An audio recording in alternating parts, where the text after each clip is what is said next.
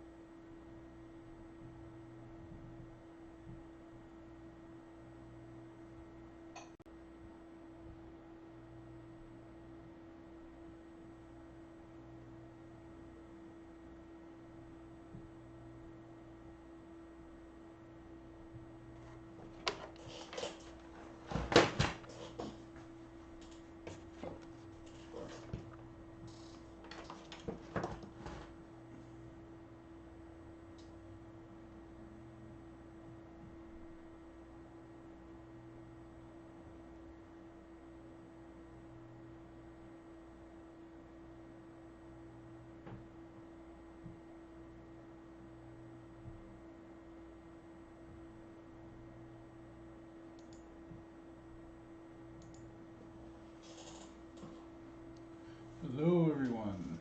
So, tonight we're going to be doing the some teapots, and let me go ahead and change this audio setting. All right. So, we're going to be working on teapots, and I'm going to start with some forms, the basic shapes of the teapots, the main body, and then I'll do some of the spout and things like that. Spout, lids, all that fun stuff.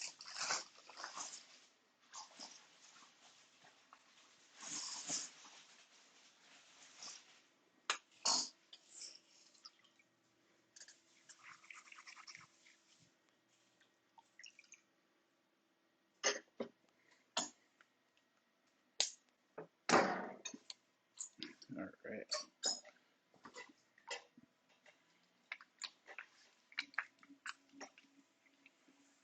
So I'm working with about 3 pounds of clay here.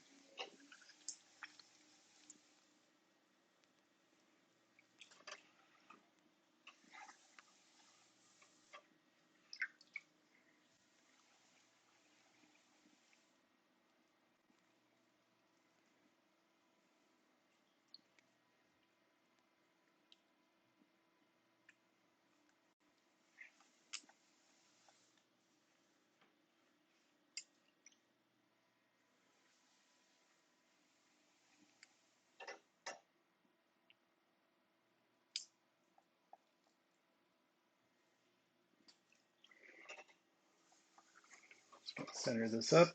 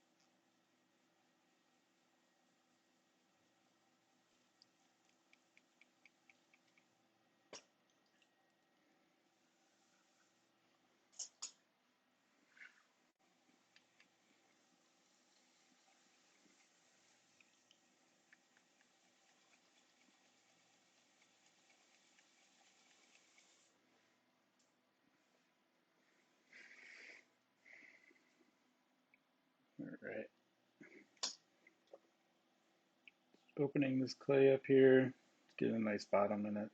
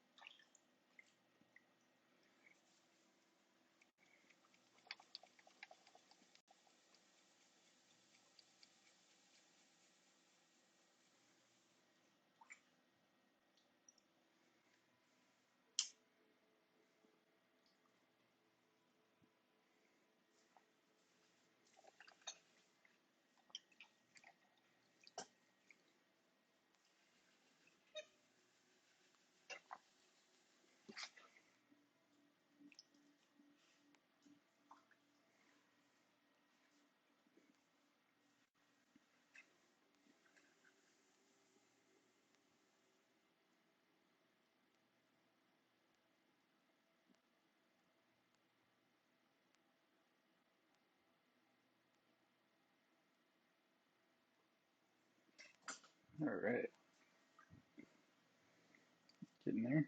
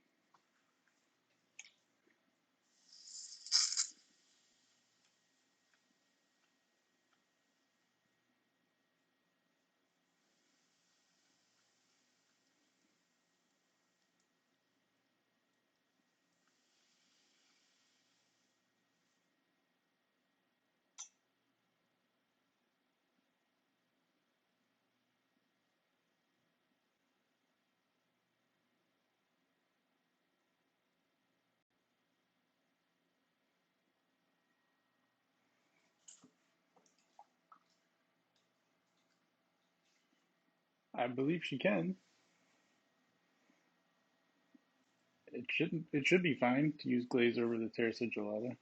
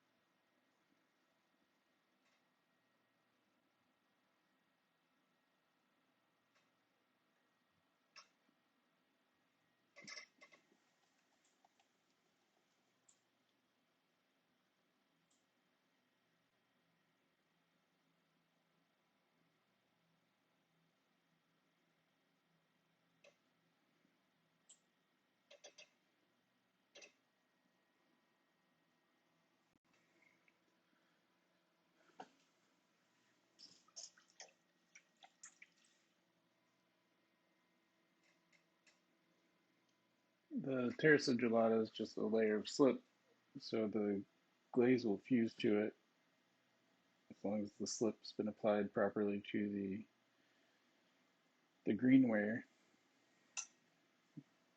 Then it should be stable.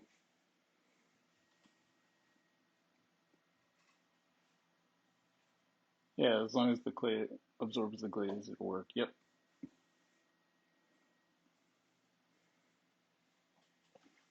Yeah, it's like how in Naked Raku, if the slip doesn't resist the glaze enough, it'll just, you can't get it off. It'll just stick to the pot.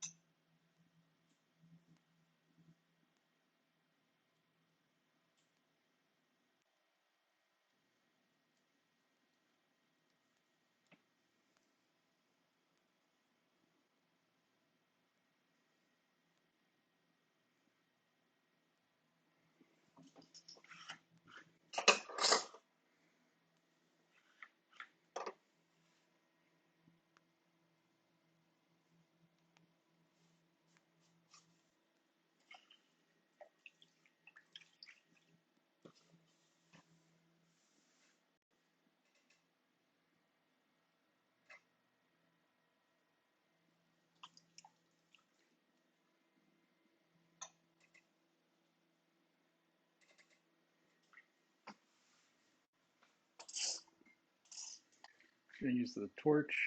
I'm going to stiffen the sidewall of the pot a little bit so that I can bring this neck in without worrying about the shoulder collapsing at all.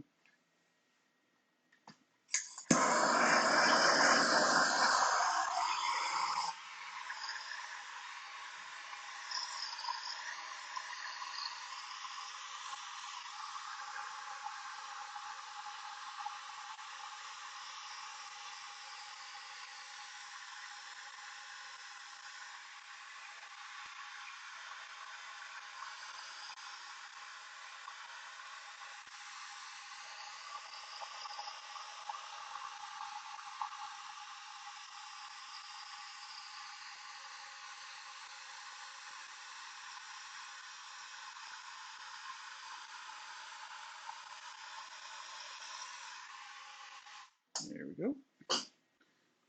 So I was just trying to dehydrate the clay a bit so that I can really push on this area here.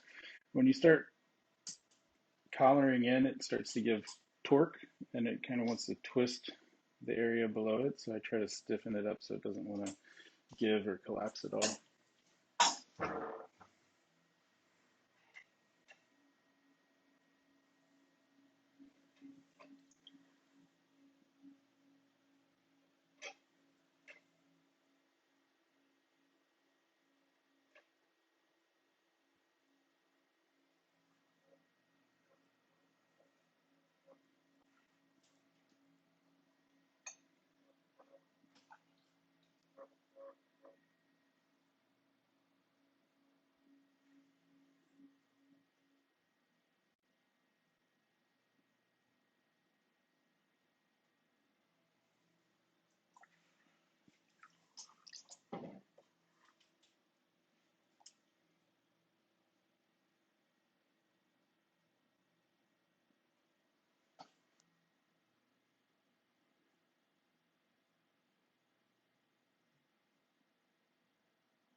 So as I bring it in, I want to just keep thinning through the area that I'm collaring. It gets thicker as you bring it in.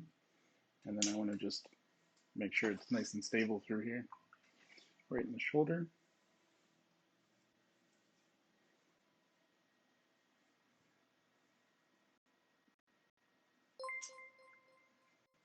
Oh, sweet. Thanks for the raid, Zotto. Hopefully your stream was very fun. I really appreciate the raid.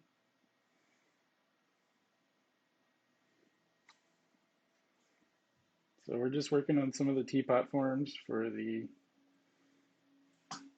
main make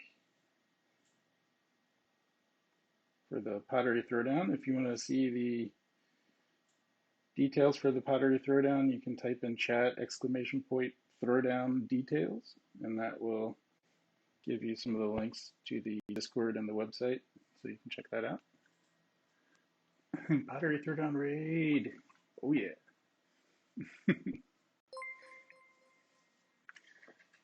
Thank you for the follow. Ruznar. Appreciate it.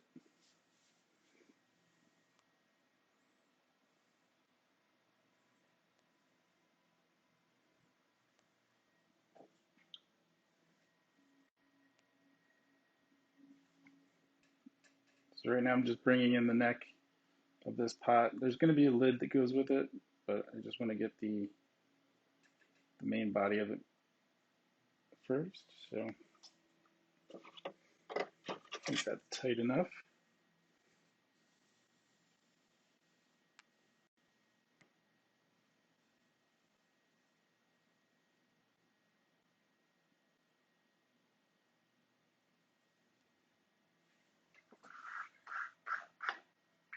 Hola.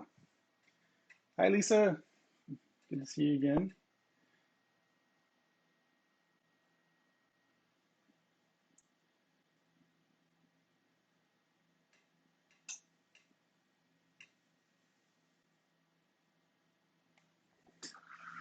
Hope the raid went well. Or sorry, hope your stream was well today, Zodal.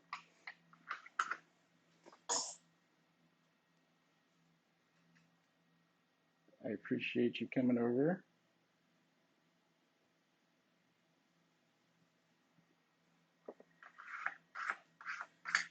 Oh, thanks. Appreciate it.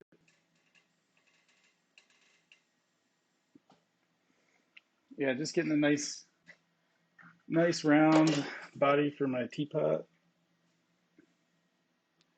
I'm gonna roll this neck down and thicken it to make it twice as thick as it actually is at the moment. And then I'll put a gallery in it where my lid will fit.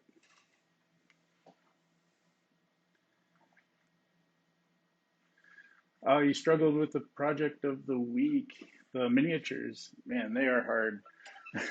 I did mine last night. They came out. They were really fun, but yeah, they were definitely challenging. I had a good haul of minis that I made last night, so you can see these guys here.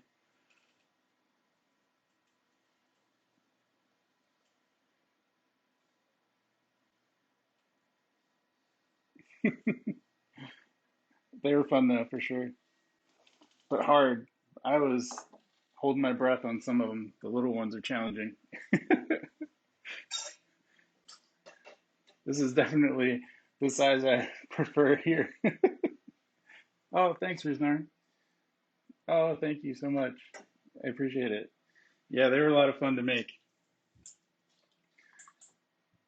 We used I used some colored slips that my wife made for me, uh, and had some fun decorating and then carving through them with some Graffito.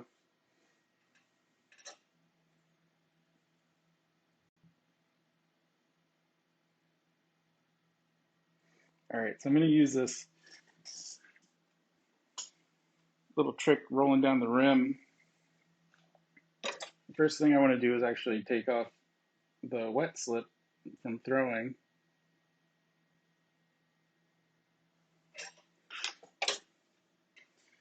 And I'm going to split it about halfway.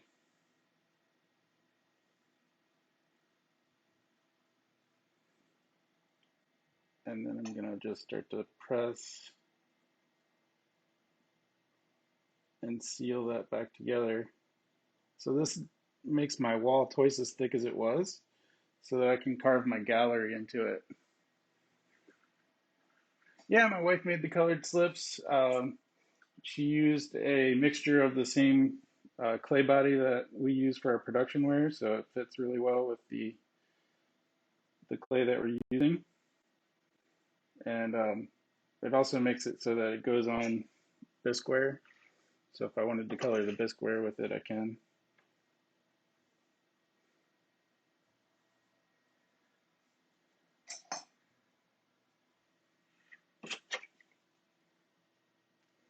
Yeah, my wife is also a potter, so she makes a lot of the glazes that we use and the colored slips.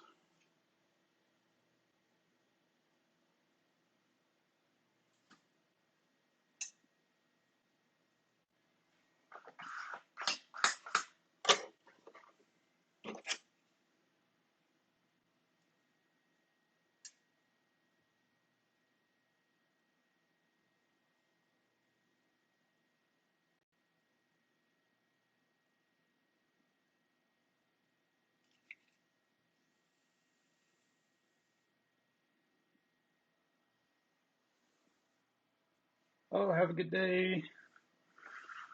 Thanks for hanging out.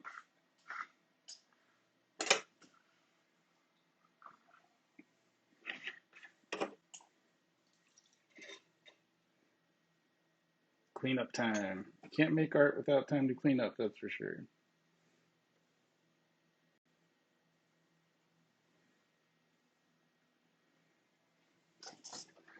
All right, so I'm just gonna shape this up a little bit more. I'm gonna hit it with the torch one more time.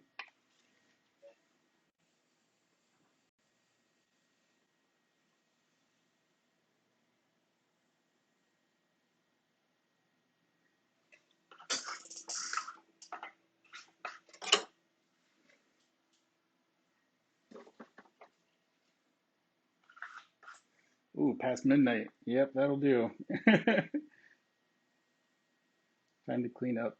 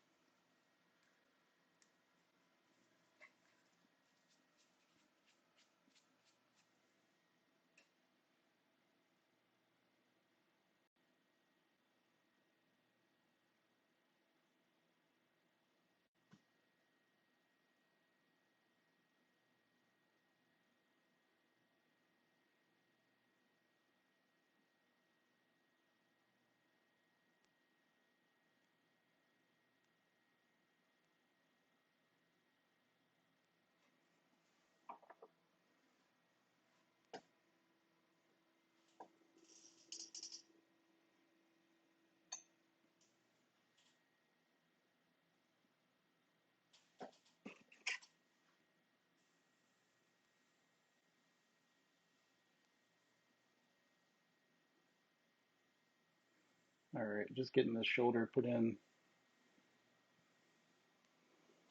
Gonna give it a little heat to dehydrate a bit.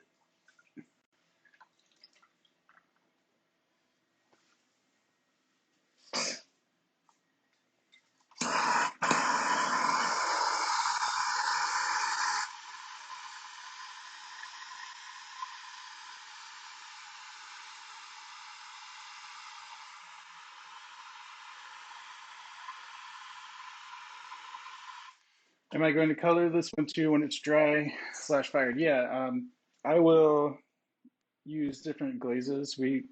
My wife and I, we make our glazes here, and so I have. She loves colors, so she makes a ton of them. I have nearly probably 20 or 25 different glazes in the shop right now. And so we have a ton of them, and I'll glaze it in lots of different colors. We'll see. Probably something fun. I like making a lot of the work, and then sometimes I give a lot of the stuff to my wife to glaze. She actually likes to glaze more. So I'm glad you think it's cool. Yeah, everything gets done here at our home studio. So I have kilns, make everything here in the main studio with the wheels. And then I have another room for the drying area and glazing, and then I have all my kilns outside.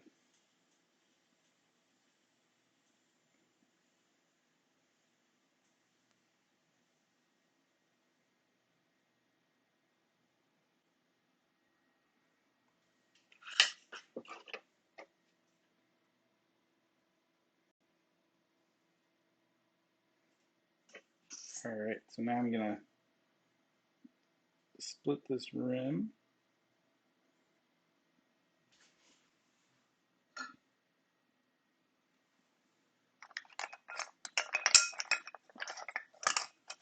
I like to use a rib with a flat edge on it. So I'll use this guy.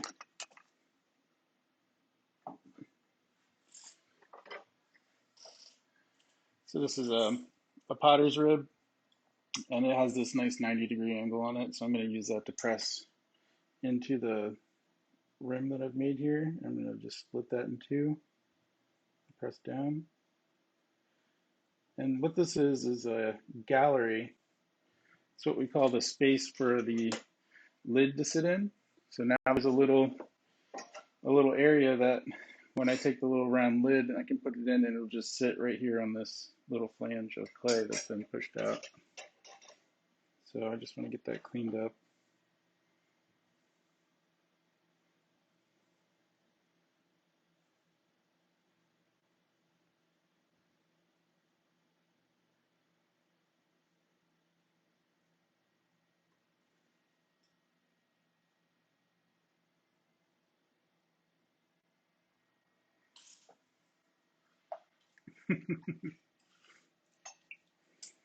Yeah, so I'll make the lid for it next. And in order to make the lid for this piece, we need to get a measurement on the opening. So I'm going to use my calipers, and these are really nice. I actually have a really nice pair for lids. And so with this, what I can do is measure the inside space here with the calipers. And now I know exactly how big to make the piece. And then when I'm throwing the next piece, I can use this side to see exactly how wide to make it. So I'll do that next.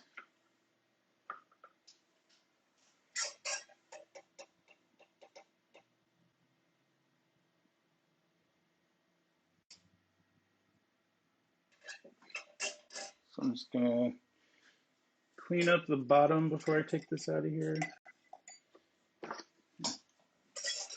Take just a little bit of clay off here. I can always go back and trim it up later, make it look a little bit more finished after it's what we call leather hard, where it's sat for a while and it's stiff enough so that you can handle it without it collapsing or deforming. So I'm just going to put this on the shelf for now. I already have my measurement for the lid. So I'm going to go ahead and get a new bat, put on the wheel, and then get a piece of clay for the lid.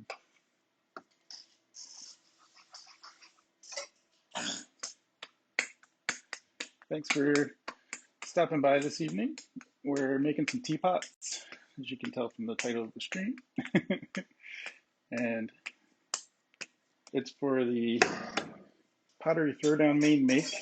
I'm just getting a couple pieces made. I don't know if this one specifically is going to be the one to go to the final, but I just want to start with something here. Have some fun. Can make a couple.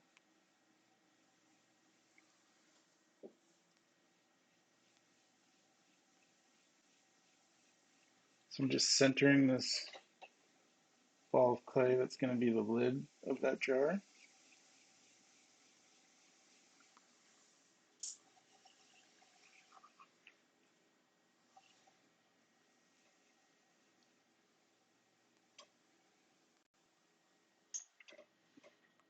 So we can already see that to get this to fit inside that pot, I just need to expand it a little bit. So I'm going to pull a little bit of that clay. I'm going to dig down in and then pull it out to the side. I need to widen it about a ½ inch overall.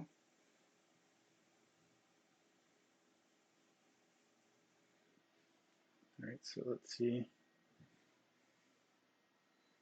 So that's right about there. So now I just need to straighten the wall. So it's going to sit right inside the gallery of that teapot body we just made.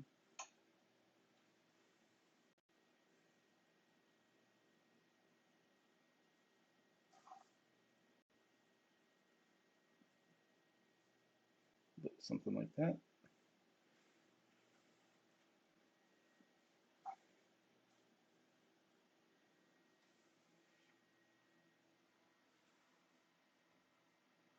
There we go.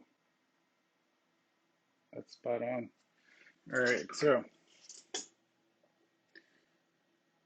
it may not make 100% sense at the moment, but this little guy is going to be flipped upside down so that it goes into the lid of the jar, like that. So all the extra clay underneath gets trimmed off and you turn it into a little knob so that you can lift that up.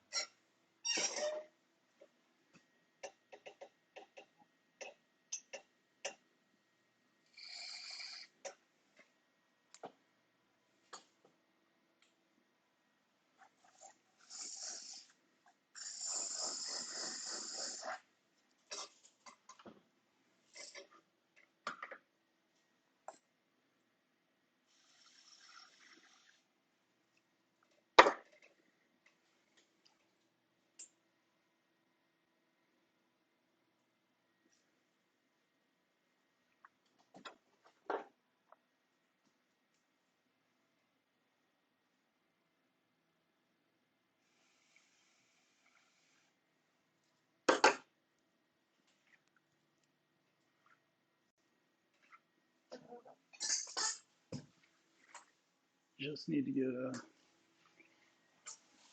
wire here. It's so easy when done by somebody with skills.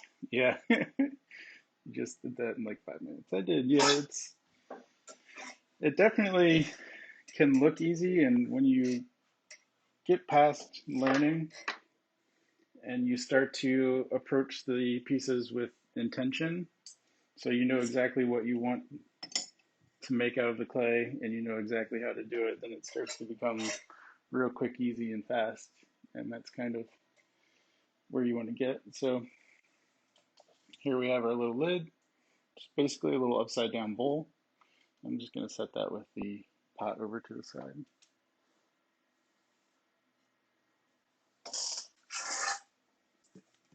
So I think I want to make another teapot body, and then I'll make another lid for that. So I have two in progress.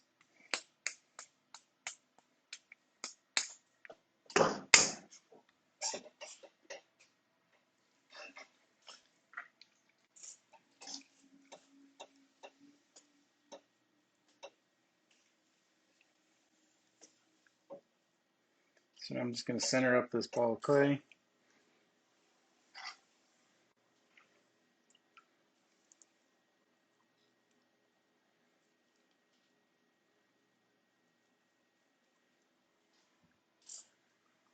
How I've been doing pottery for 15 years. Yep. So it's been a while. I started making pots when my wife was in college. Uh, she was taking some pottery classes, and I had always been, artistically inclined. So I liked painting and drawing and playing music.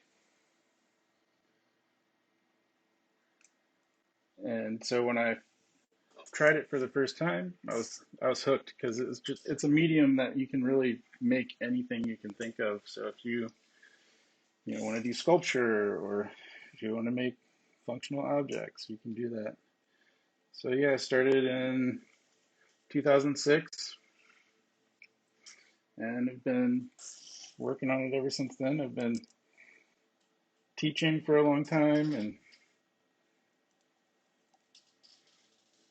running my own business here with my wife. We have a studio called Amuse Studios, and we make wholesale wares like mugs and trophies and all sorts of fun stuff like that. And then we do shows where we sell more artistic stuff. I like to make bottles and like decorative bottles and teapots and lots of really fun stuff. And then Sarah likes to make wall art and she really likes functional wear, like mugs, fun mugs.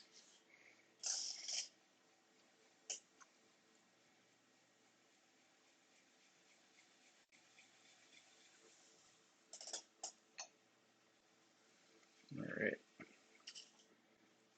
I'm going to do this one a little different than the last one.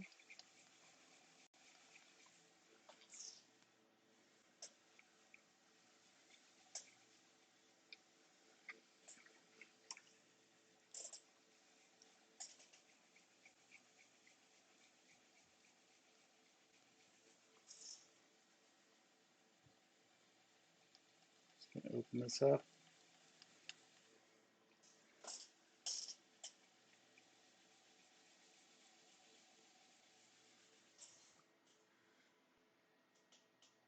I'm glad you like it. Thanks.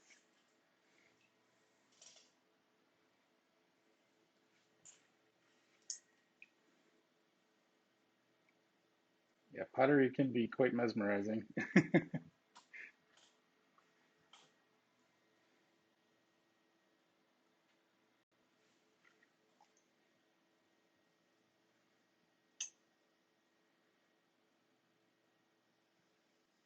It's very relaxing.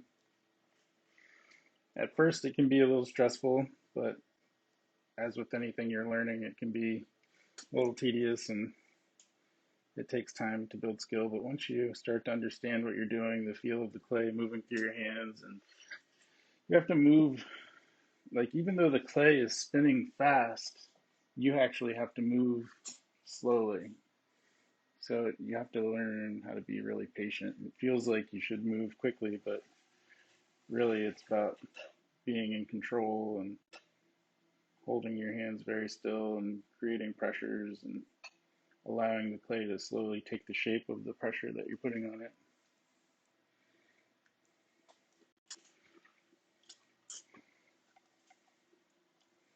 So wherever you touch the clay, it starts to just change shape, and you have to give it time to take that shape.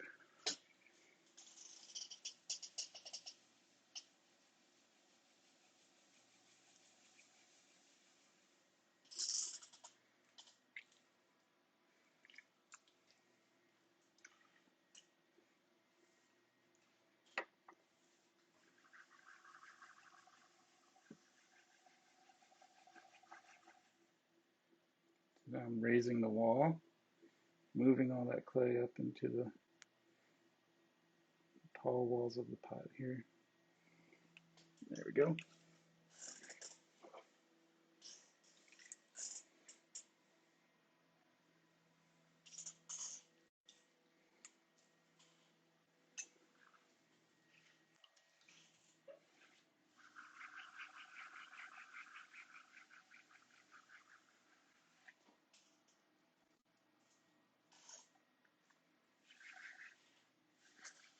So I'm just trying to get it's still pretty thick right in the base, so I'm just trying to move all of that clay up.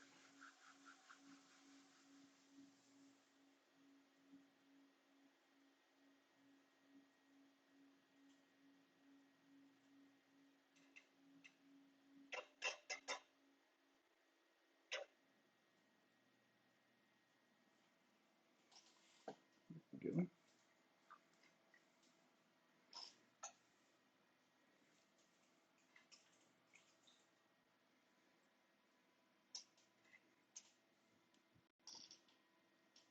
It goes up so high, yeah. There's a lot more there than you would think.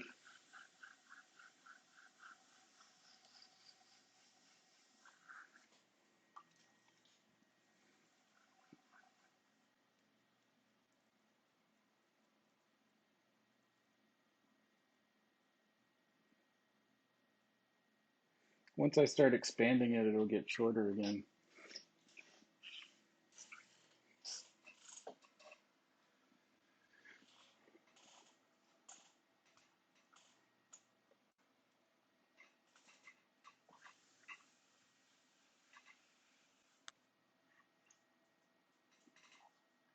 Is it that thick that it manages to not go down?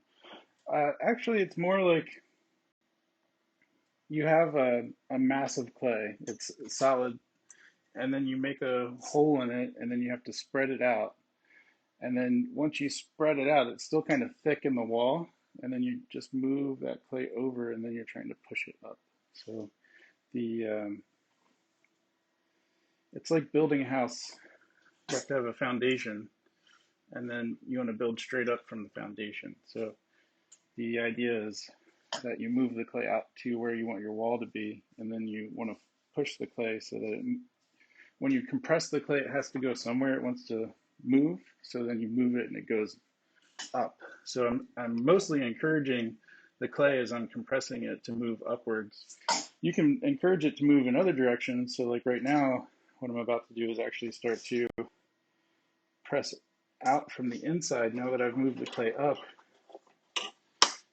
I'm going to use another potter's rib. This one has all round sides, so it's not going to put any ridges or grooves in the piece. I'm going to press that in from the inside here. And I'm going to take another one, and I'm just going to kind of let it take the shape. So I'm bending it like this at an arch. And I'm letting it take that shape of the rib on the inside. So I'm going to start slowly expanding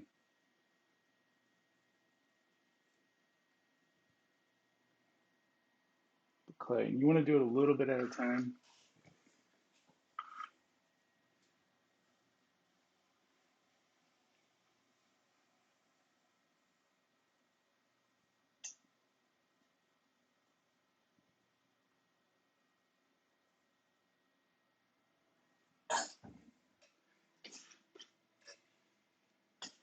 So I'm just going to collar this top in a little bit. And then I'll go back to expanding. So again, I'm encouraging the clay to be moving upward. So I want it to be vertical. It was starting to flare out.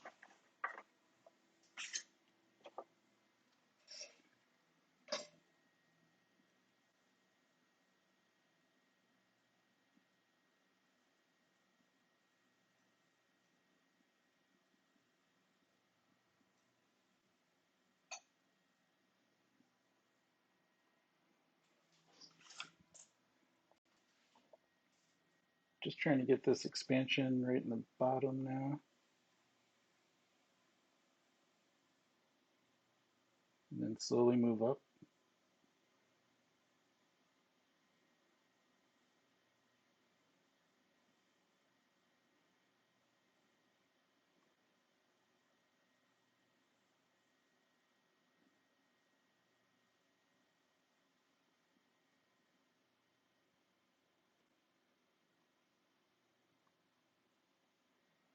There we go.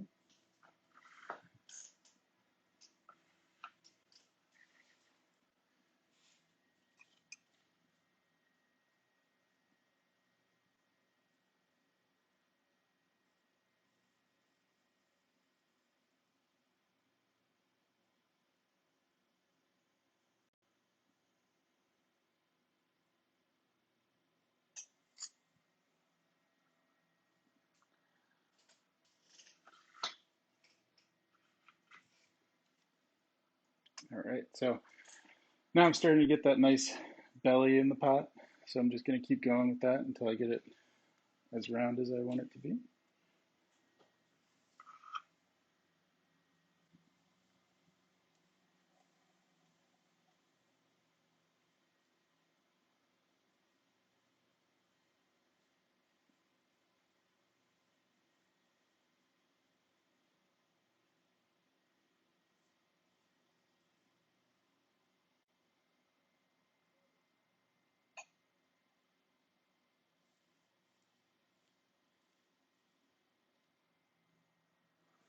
All right.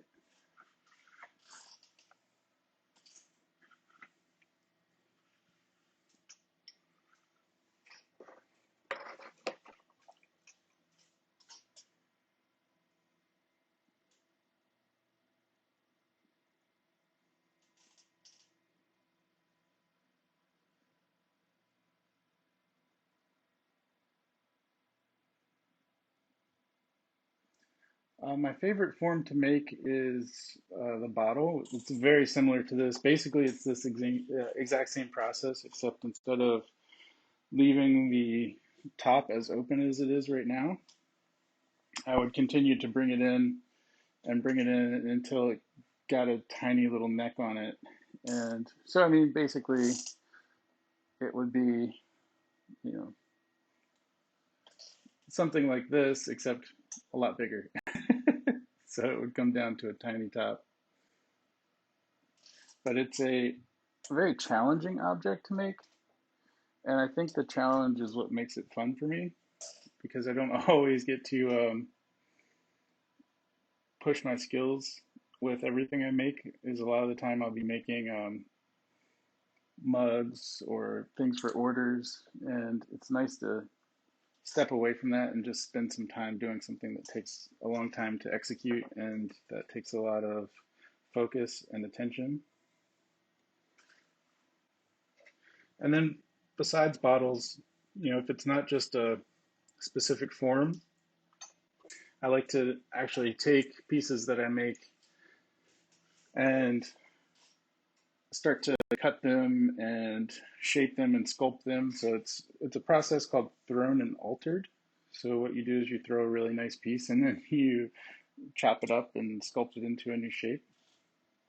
And it's a really interesting process. It's very cathartic to take the piece that you've just made and start to reshape it and sculpt it into something very unique, asymmetrical.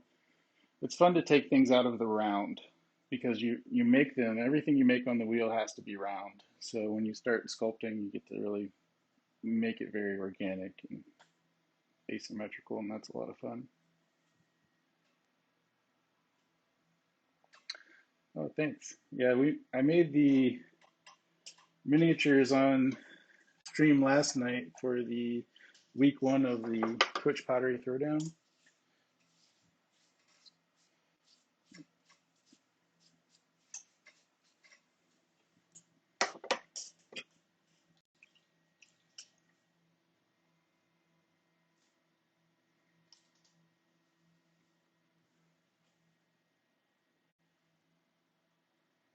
All right, so I want to start to bring this neck in. So I'm going to throw it thinner first. So that means I'm compressing it to thin it out to again move the clay up and make it thinner.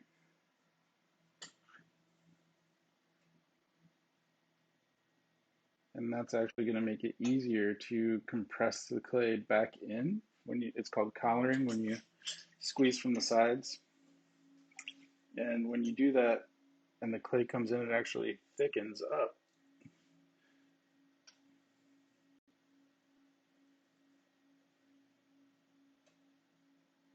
So having it a little thinner makes it go a bit easier. So I'm actually going to make this piece without the gallery like I put in the last one.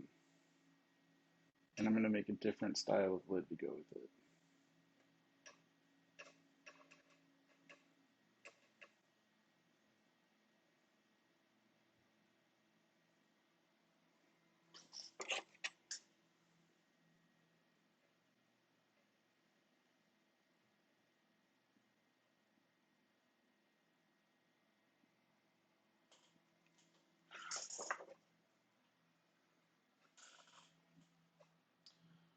We've watched two potters work on their miniatures. Blister is finished, and it looks really complex to make.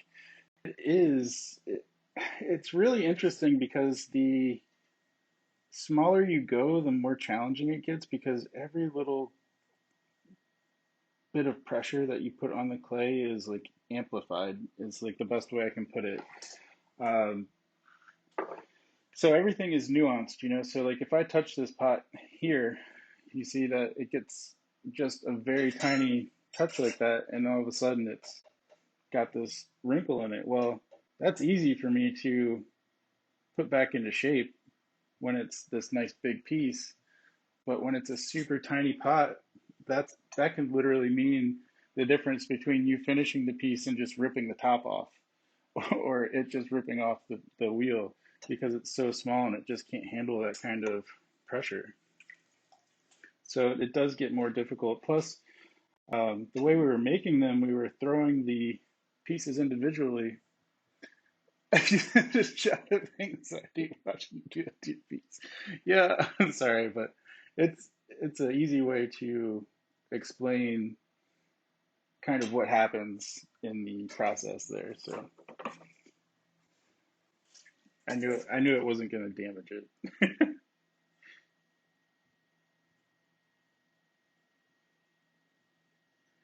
Part of becoming a good potter is learning how to fix mistakes, and so that's like one of the easiest things to fix is if your rim is just pushed in a little bit, how to straighten it up.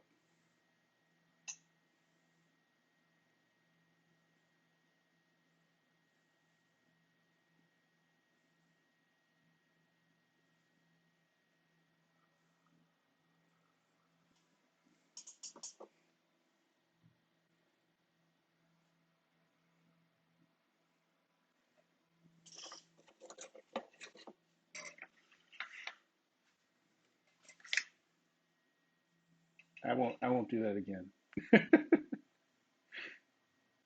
We're committed to the life of this piece now, so we have to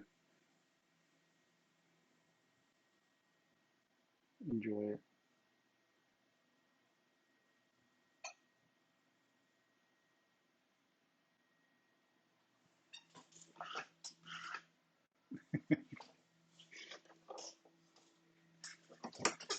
All right, I'm just gonna trim up the bottom.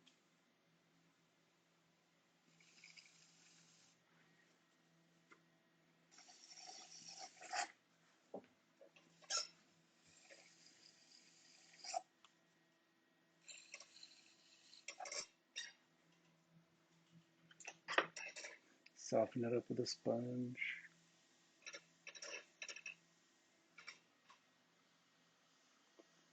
All right, see you in a minute.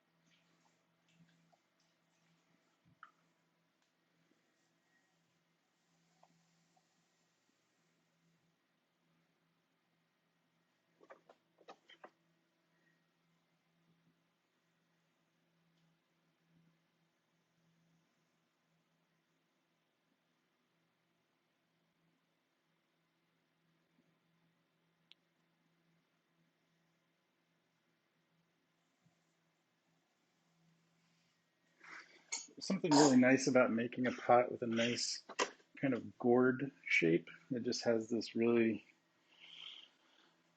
kind of earthy feel to it, and the proportions make it very appealing to look at.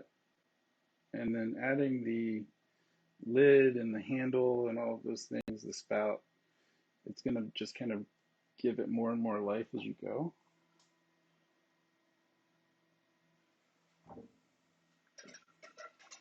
So there we go.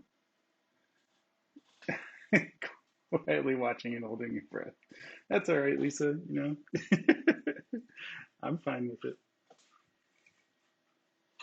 I don't recommend holding your breath for the whole time. Maybe a few seconds here and there.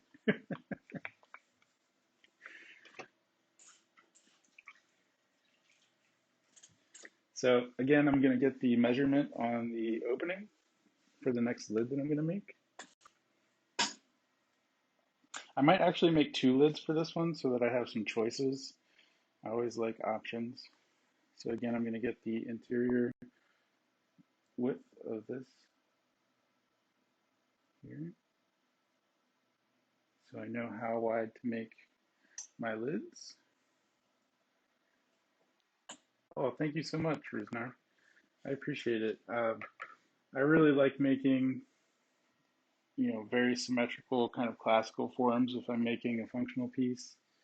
And I focus a lot on the proportions of the piece so that I can get, I really want it to be all encompassing from the lid, everything. And I'm actually thinking about the whole form as I'm making the body too. I'm thinking about how the lid will fit on it and what it might look like as I'm working with it so that I can kind of build towards that whole.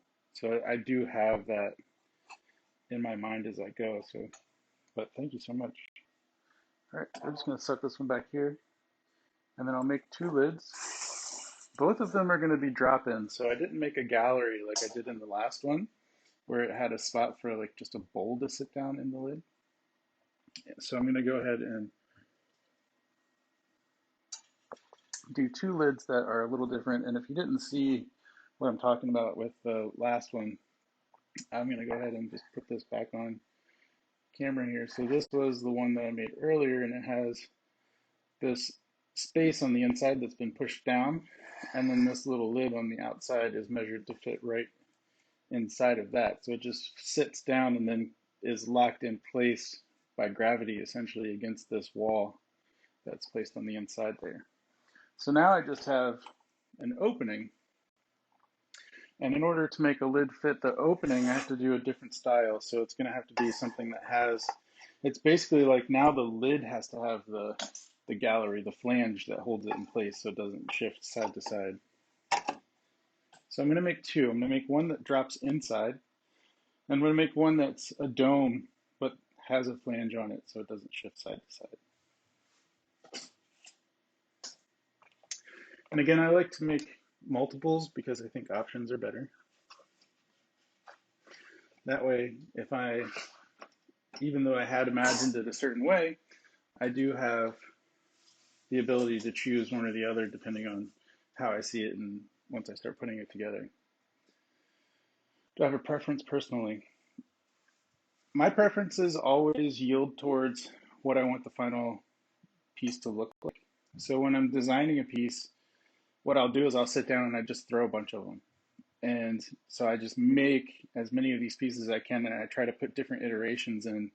And depending on what the functionality might be, so one of the functionalities could be that I would want, say, a handle to go from here over the top to the other side.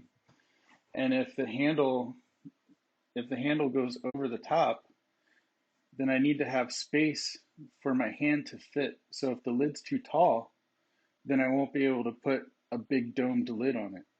So a domed lid might look better with the handle off to the side so that it's not going over the top, but that puts your balance in a different place. So once you put the handle here, then the whole piece has some weight going this way. And so depending on how the balance of the piece is and how it's going to function, that makes me choose a different lid style from one to the other. So really based on what the functionality of the piece is what I choose for the lid as a preference. So it's not that I prefer one or the other. I actually like them the same. They just make different pots, different looking pots. And so it's like just another tool. You have to know what you want to make and what you want it to look like.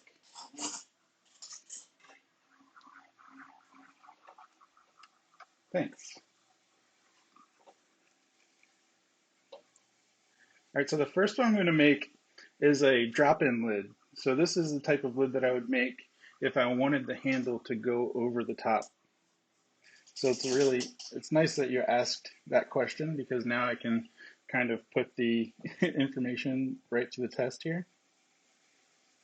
So what I'm going to do is I'm going to make it, so this one is actually thrown on the wheel exactly the way that it will drop into the pot.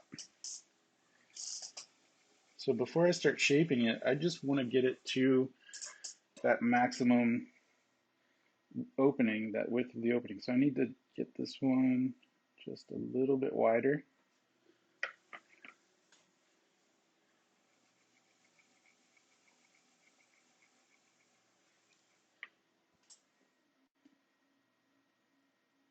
All right, so that's exactly where we want it.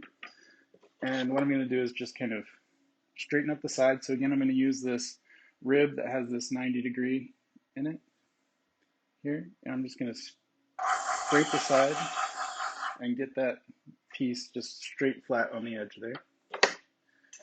Then I'm going to split it. So typically you see people, they open right in the center. So I'm going to actually open the piece off center. I'm going to push right here and split it in two and push down. And you may already start to see what's happening here, but right in the middle is going to be the clay that I'm going to form the knob. So for the pull of the lid, so I'm going to shape that up first.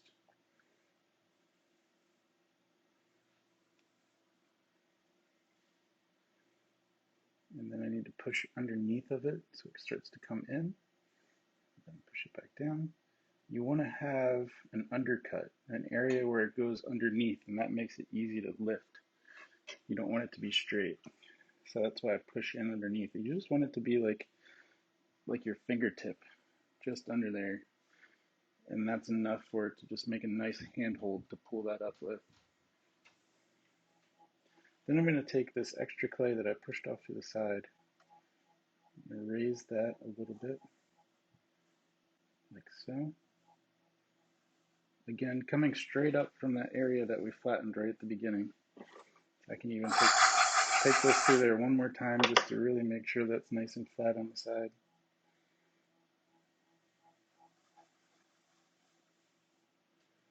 All right, and then I'm just going to lay this edge over, and that makes the flange.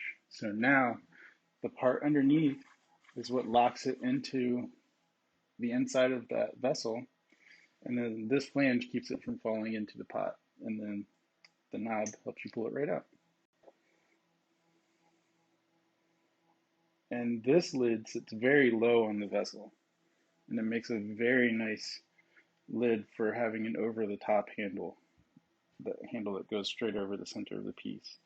And I do like the handle that goes over the top. They're a little harder to make,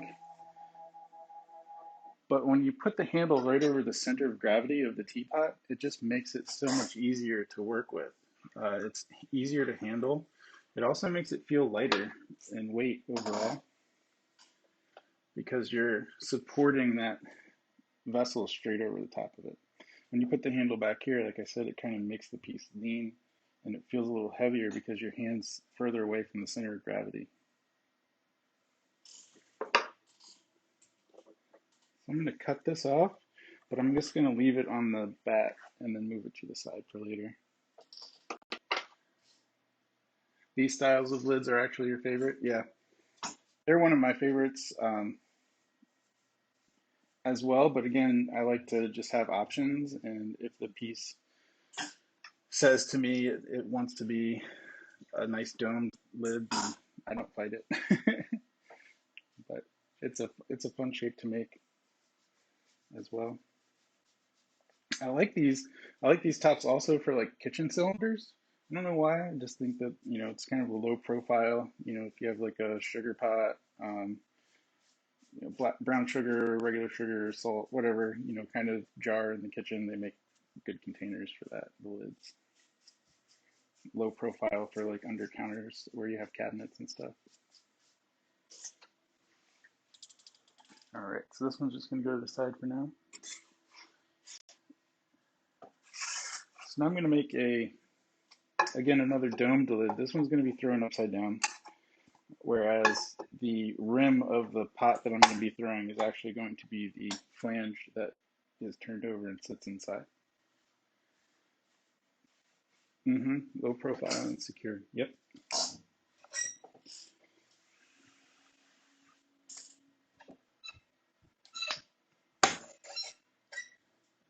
All right. I'm just going to center this up again.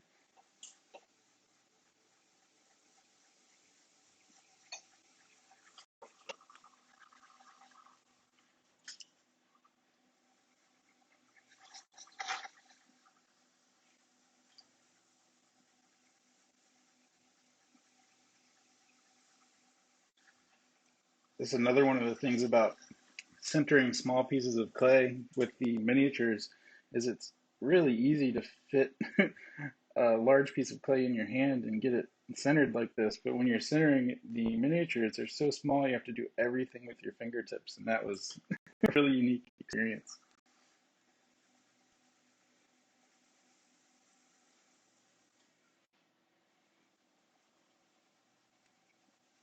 All right, so I'm just going to open this up and then start to pull it down.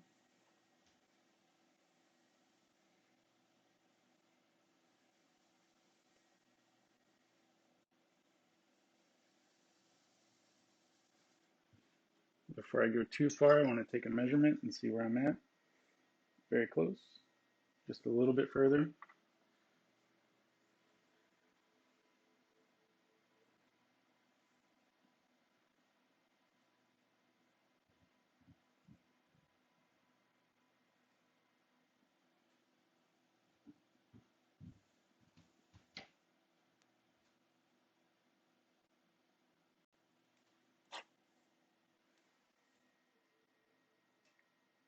All right, so we're just on the edge there. So what I want to do is pull it up.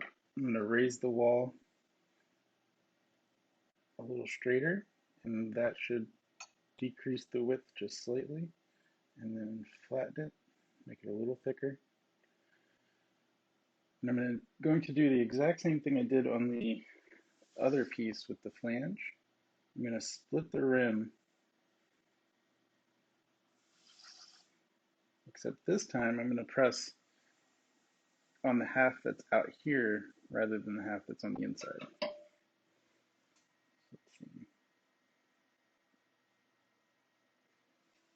That's the exact width. And then as I press down, it should expand it just a little bit more. So right now, if I were to take this off, it would drop right inside of the piece, the opening. But because of what I'm going to do, I'm going to split this and press it down. The clay is going to expand a little bit.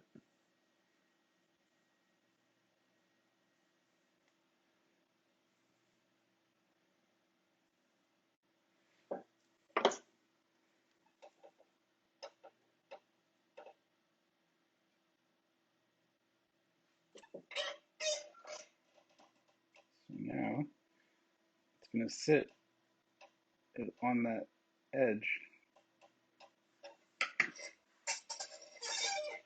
And then I can trim it when it's a little bit harder, what we call weather hard, where it's stiff enough to hold its shape, but still wet enough to manipulate. That's when I can take it, put it back on the wheel, and start to trim away at the excess clay underneath. And then I'm going to carve in it the knob portion just in the excess clay on the base. And it should still be a nice little round top lid.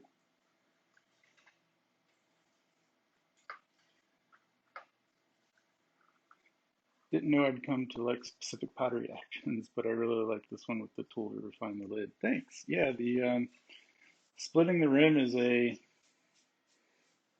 interesting thing to see, where you're looking at a piece and then taking that and splitting it in half and trying to push the clay to one side or the other. And yeah, it can definitely be an interesting, it's fun to, every part of it is fun to me. It's like you're learning something new all the time, really. I still learn new techniques watching other people work, and it's just, there's so much that you can learn from other people and new little tricks that people show you all the time.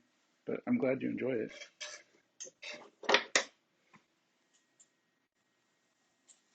I'm just going to clean up right underneath here. And unlike the other one, I can actually take this one right off the wheel. When you scrape the side and you take off the extra clay, you get rid of all the, what we call slip, which is just wet clay, or clay that has a lot of water in it, so it becomes liquid clay. So it's just basically this gooey stuff. So you take that off to the side, and then when you do that, then you can just lift it right off the wheel, like that. All right, so now I'm just going to put this with the last teapot that I made. There we go.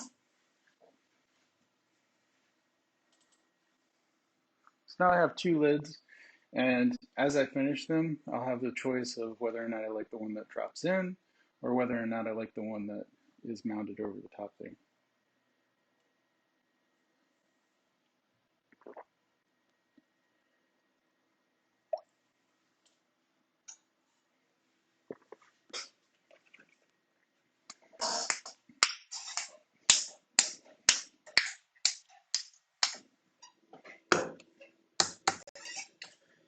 So I'm going to throw a ring of clay, and it doesn't make much sense. I'll throw a couple of different things and I'll show you what I mean, but what I'm going to do is actually make a ring of clay that I'm going to cut a small section out of to create a pouring area. So it's like a modified spout. It's more like a flute mouth to a pitcher, but I'll see what I can show you. But the idea is that you take it,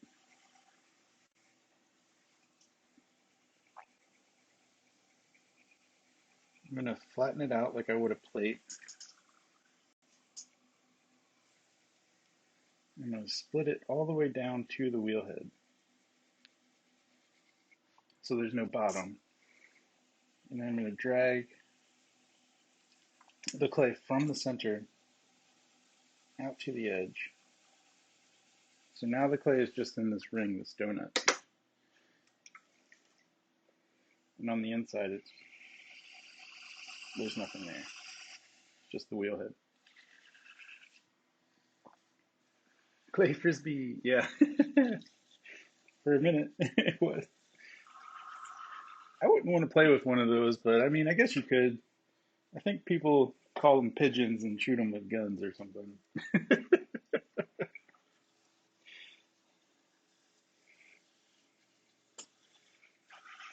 Clay frisbee sounds dangerous.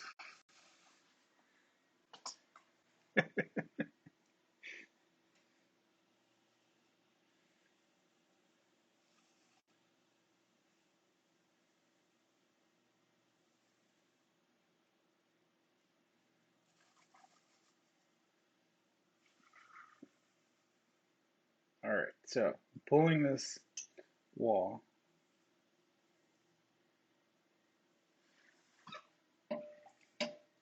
And what it's going to be is a spout-ish,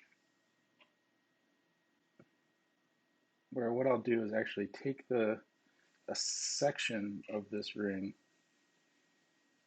cut it out, and then fold it to come together. So I would take a section out of part of it, and then cut it, and then bend those pieces together so it makes a spout. And the idea is that it's like a pouring lip, but it's not exactly the round spout that you get with normal, what you would expect from a normal teapot. So it just gives another avenue of exploration when you're putting your pieces together. It's really fun to take these separate pieces, and then to be able to kind of have all the little parts like a little building set, and start to play with them, putting one piece up to it, put another piece up to it, see what it looks like. And so I just like to give myself as many options as I can when I'm in my building phase, so that I can make some really unique aesthetic decisions based on that. And I might end up with something that doesn't look like what you would expect to see when you say, hey, I'm going to make a teapot. And then all of a sudden you've got this really different looking teapot. And that's the fun part, exploring ideas and new shapes.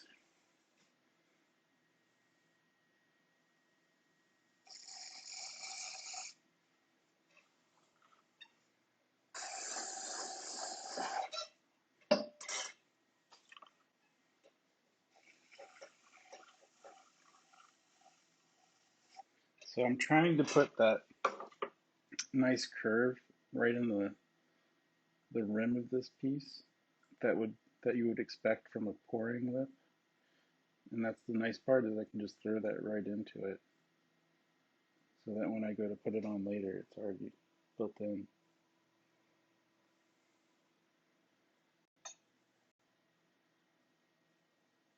I'll still have some manipulation that I'll have to do to get it just right, but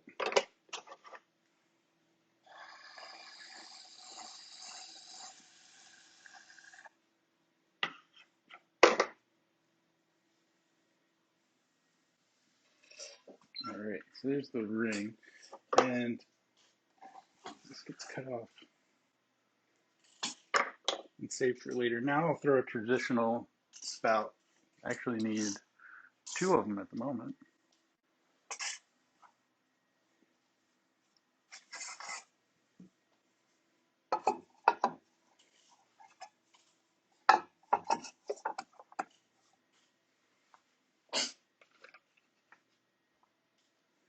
I don't think I need this whole big ball. I'm just going to cut this down a little bit.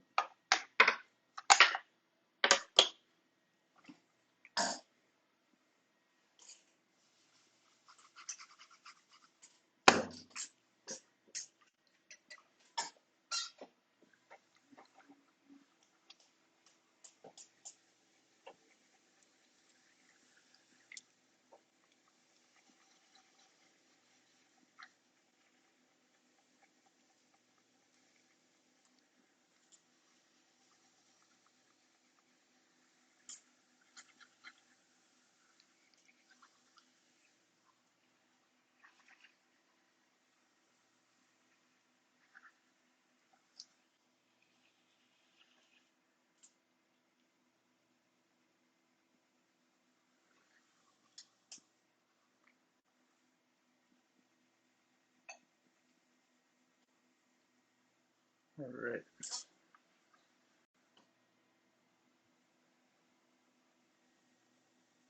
So this time I'll just open it. And again, I'm going to go all the way to the wheel head. So there's not going to be a bottom. Open it. So now all of the clay is just in this ring, this donut here.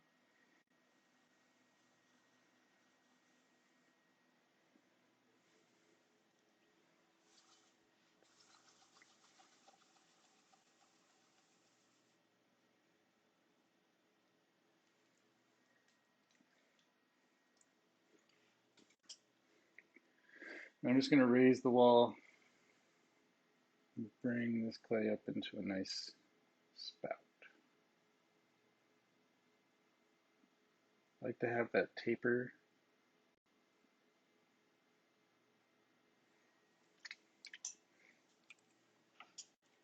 So as I go, I'll collar it back in.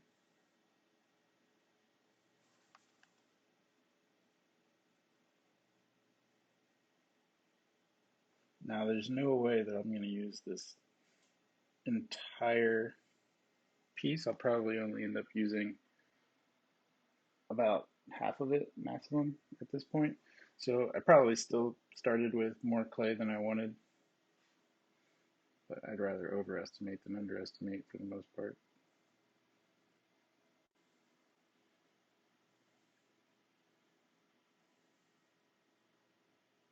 You don't want it to be too thick. Don't add too much weight to it. Plus, you want to be able to manipulate it and kind of sculpt and put nice pouring edges on it. It's going to have to be cut and then applied to the side of the teapot.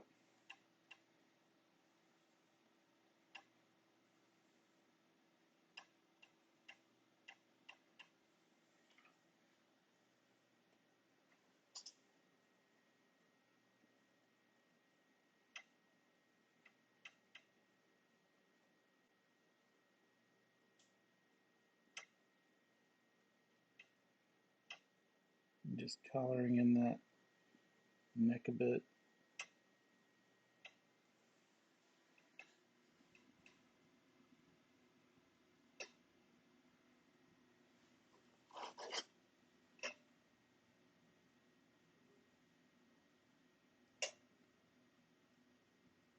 Smooth out that clay.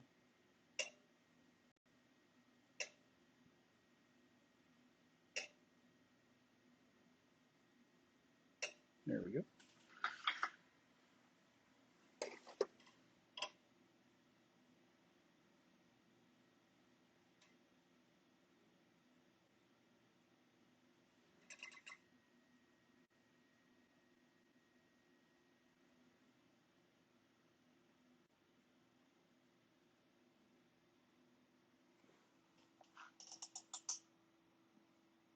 It's pretty good. Need to make a couple more. We'll do another one for the other teapot. Again, it's good to have multiple pieces.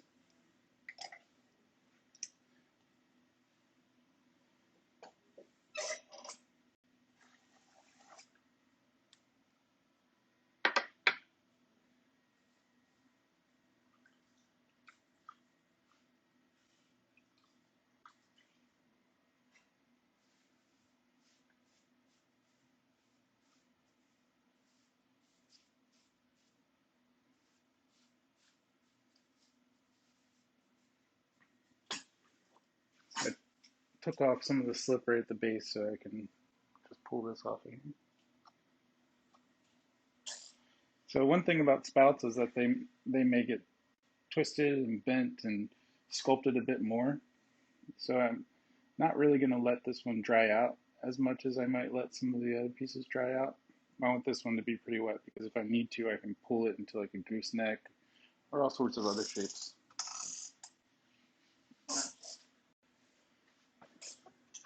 All right. Use a little less clay this time for the next one.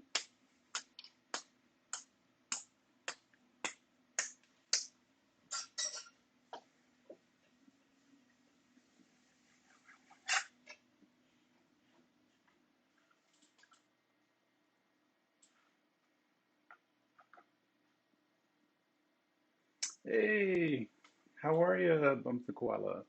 Nice to see you. Thanks for stopping by.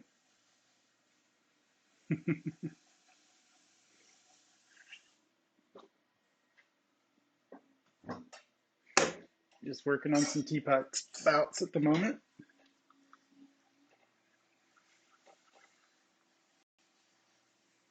Thanks.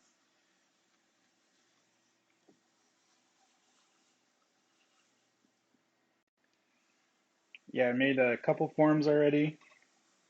Did one with a drop-in lid, so it's got a nice gallery in it, and then the lid thrown over here on the side. And then we made another one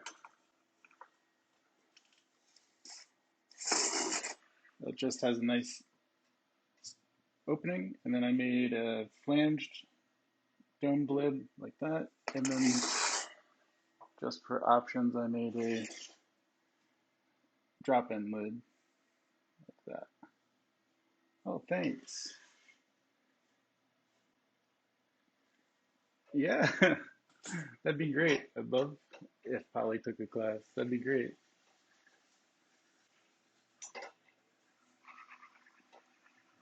Thank you so much.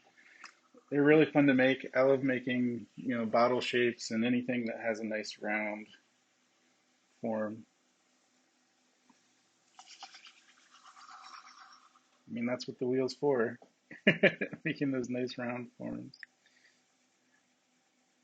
All right, so again with the spout, I'm gonna open down all the way to the wheel head, open across the bottom, pulling all of that clay into the wall so I can just pull it straight up from there. I should take lessons from Robbie. Yes, Lisa, you should take lessons. Oh, thanks. Yeah, thanks. I'm glad you like the raku work. It's that's one of my favorite things to do, and that's actually a workshop that I travel around and teach too. So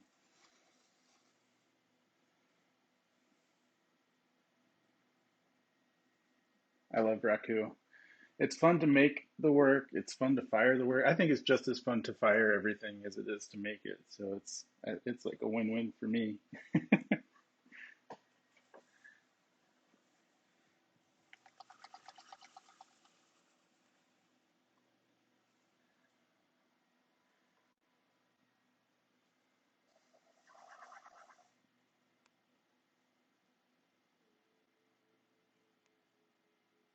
Lisa's the lucky one. She actually does take lessons with me.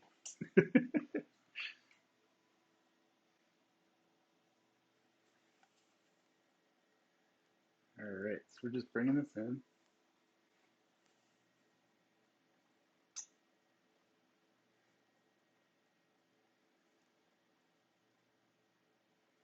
It's literally like throwing a bottleneck without the bottle. And then right at the top, it's like throwing those miniatures we made yesterday.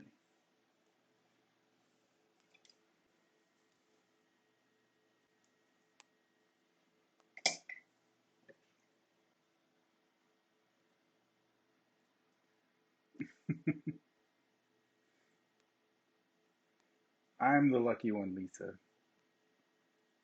I get to do this for a living.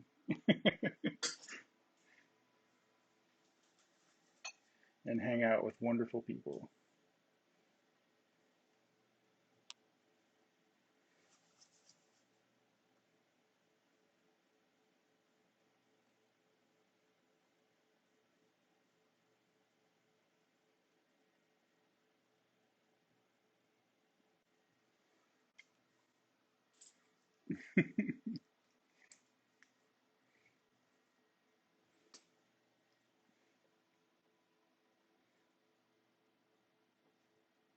I definitely feel lucky. It's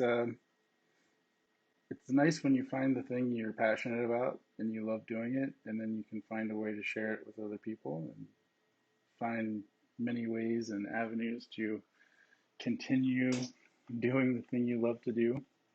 Sometimes when I started, I would get real frustrated when I'd have to sit down and make, 100 mugs. It was like this god awful burden. And now I just have gotten to the point where it doesn't matter what I'm making. I'm just happy that I'm in the studio. So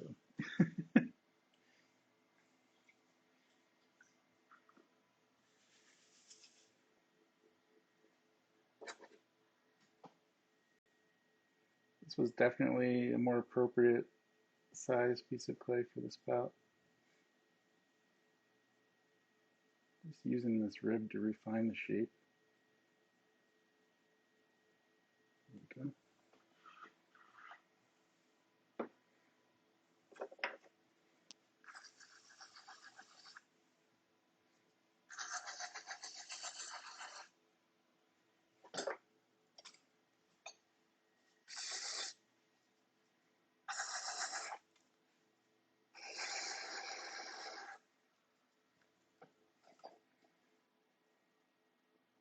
Nice. I'm in a career field that I enjoy most of the time. Yeah.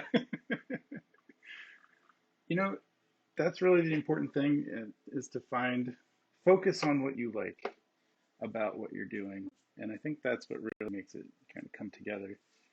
Just always just try to enjoy it. That's what life's about. All right, so there's our second spout. I think I want to do one more teapot, and I'm going to cut the size down just a little bit from the last two. I'll make a little bit smaller. I'm just going to set the spout off to the side.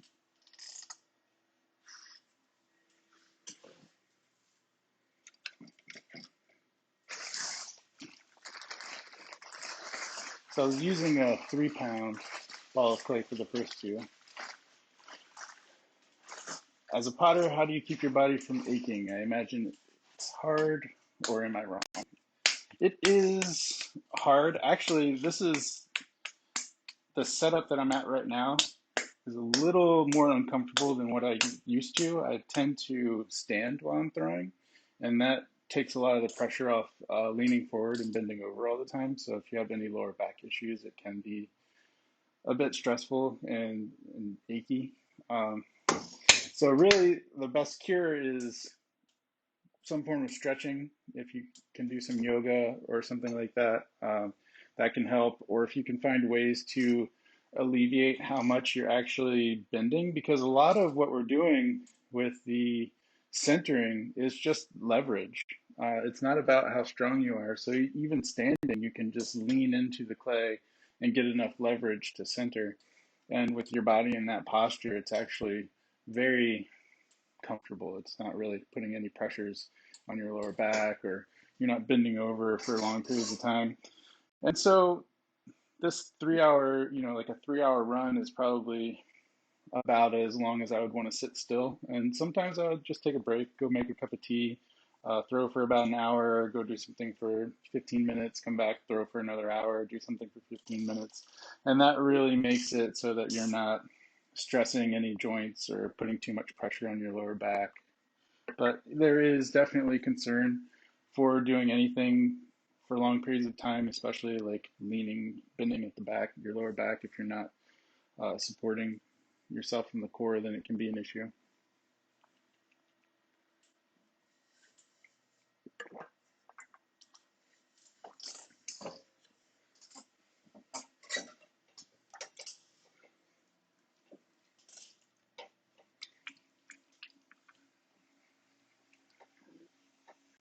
Picking up poly standing legs for a wheel. Yeah, it's actually much nicer. We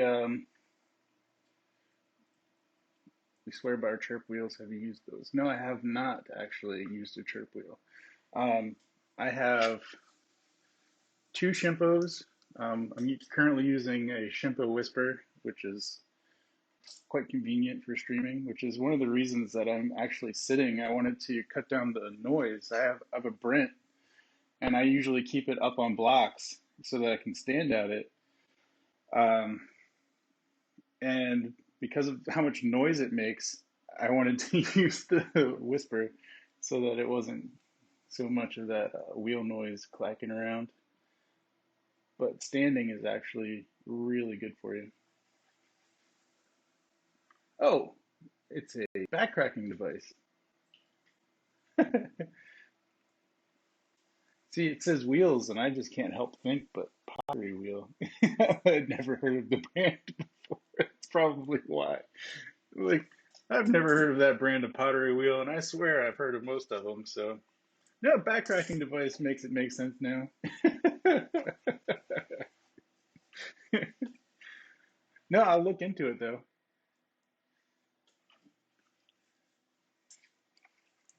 It's like your own personal chiropractor.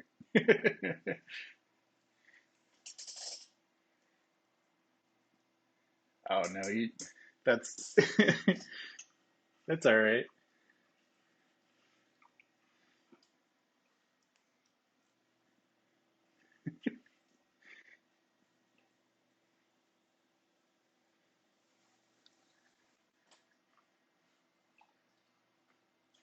I was like, a trip wheel sounds kind of noisy. It goes around, it's like chirp, chirp, chirp, chirp, chirp, chirp.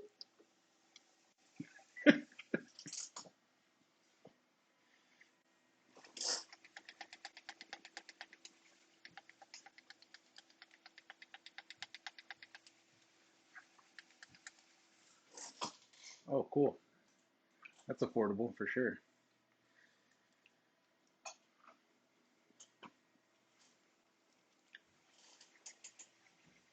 3 solid plastic wheels. Yeah, I'll look into it after the stream. Check it out. I have these, they're like yoga wheels, and they're just these round plastic forms that have like a layer of cork on them, and you can roll your back out on those. It kind of not, it doesn't really crack it, but it does help to stretch a bit. But they are a little high. Really effective for getting relief. Yeah, thank you for posting the link. I'll check it out.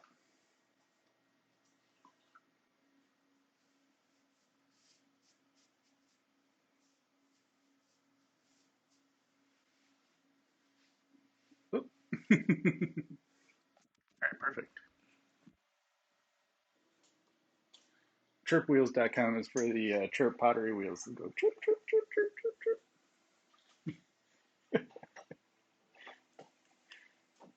And Go Chirp is for the back cracking ones.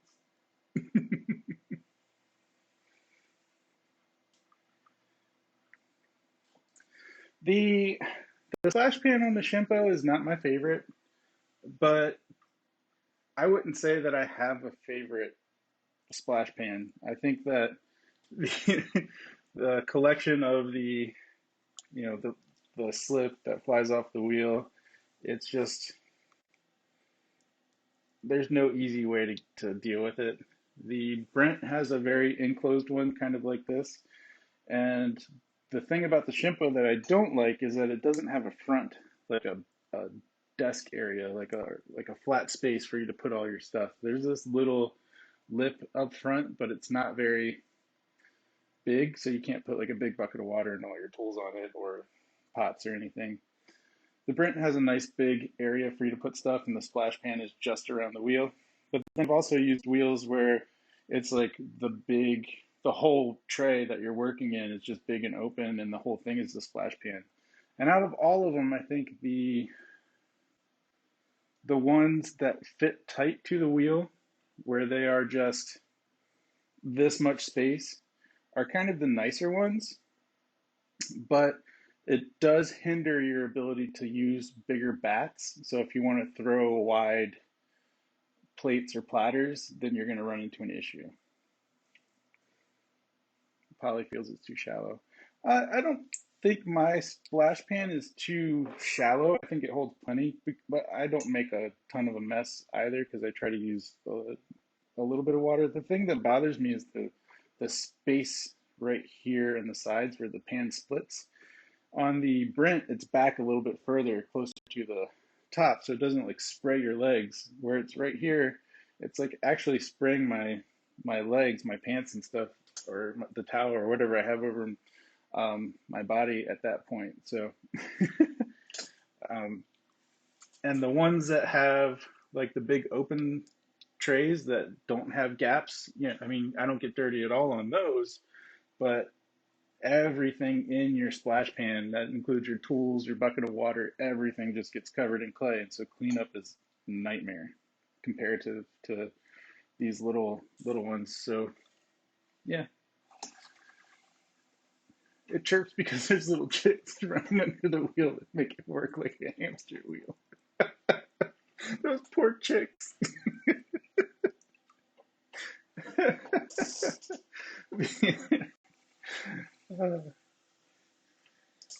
Chick powered. I wonder what horsepower is in chick power relatively. You need like 100 chicks to a quarter horsepower barely. No, it's way worse than that. Yeah, right.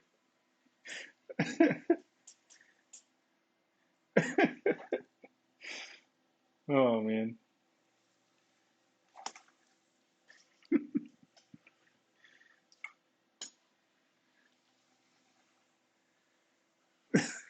Born out of little clay eggs. Yeah.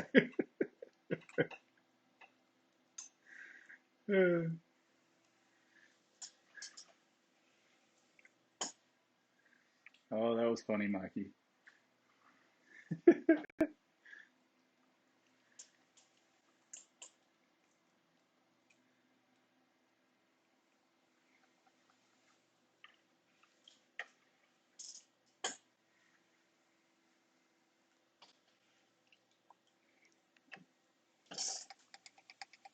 All right.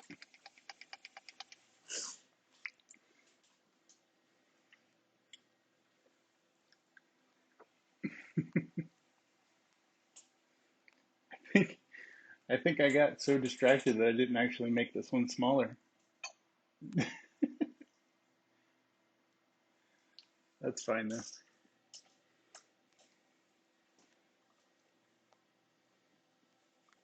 The pots will shrink. So even though they're pretty big, these 3 pound teapots are pretty large now. When they're fired, this clay body shrinks about 12%.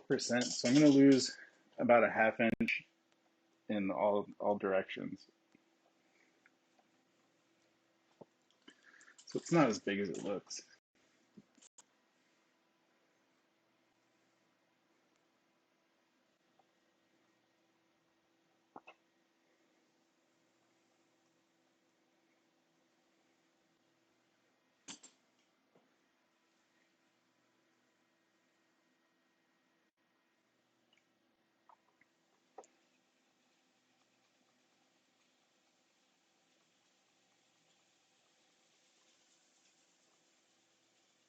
So just opening this clay.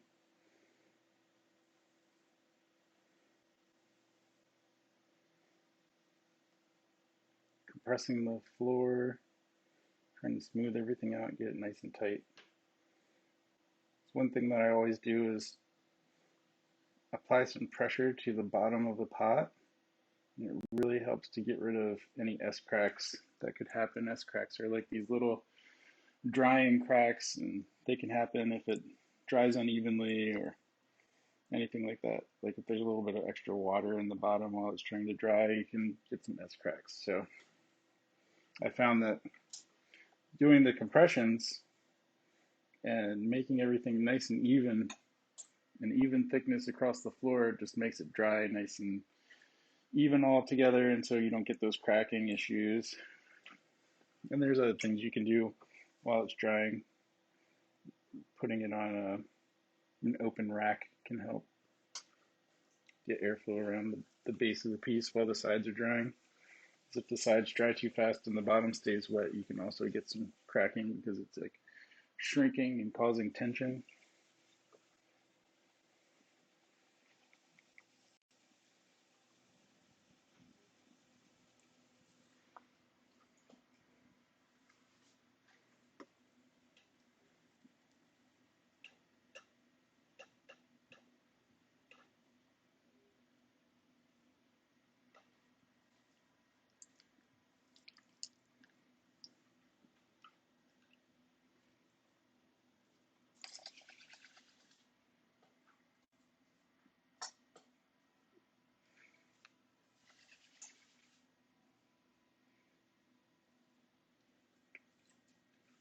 I actually have a bunch of chickens, and I've raised them from chicks quite a few times now, and thinking about all of them running around trying to power a wheel is pretty funny. I mean, it would literally have to be like a little treadmill or something. And then it would have to power a battery, and that would be your chirp wheel.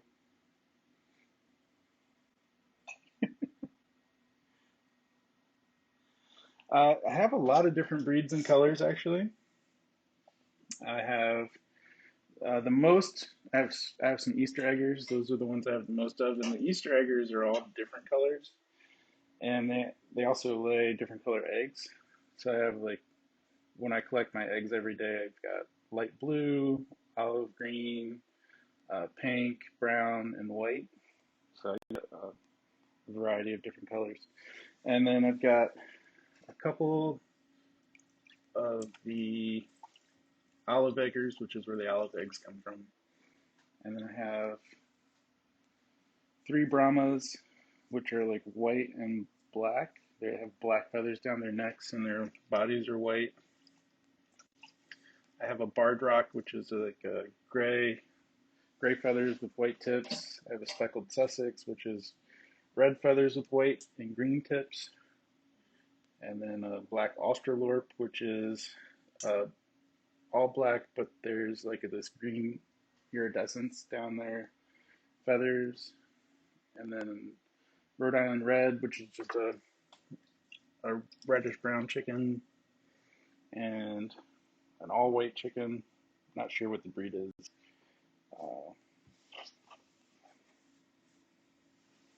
What else? Oh, I have a Polish hen, which they have like fluffy heads, little little puffs of fluff on their heads. They're really funny looking.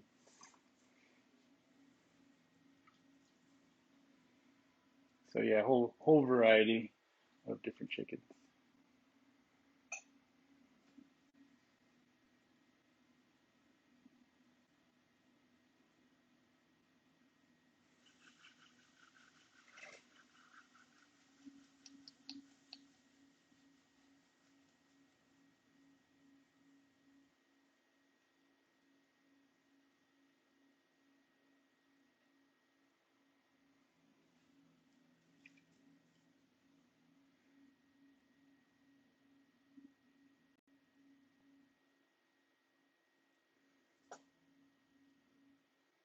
And my daughter named most of them, so they have all different names. Hi, Bump. Yeah, keep lurking. I'm gonna be streaming until about 9, so like another hour and 10, and then I'll go have some family time and head off for the night.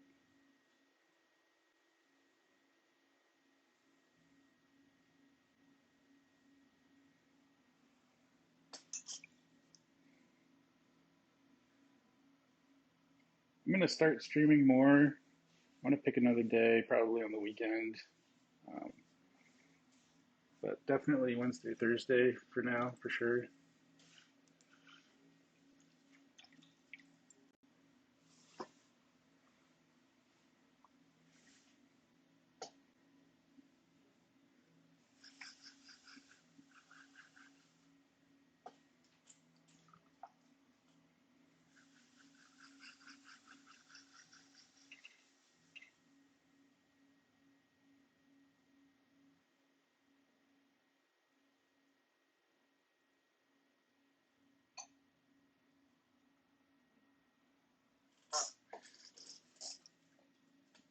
It's a nice big cylinder.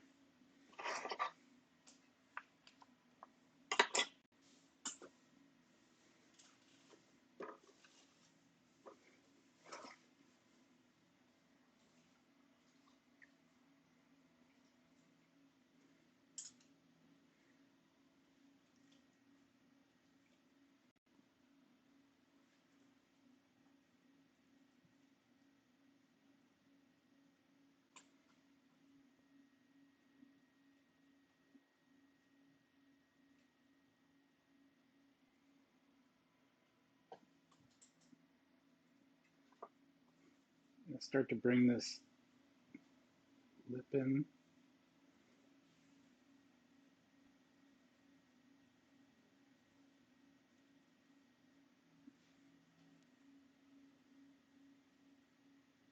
Now, while it's still wide enough for me to get my hand in it easily, I'll go ahead and start shaping the sides.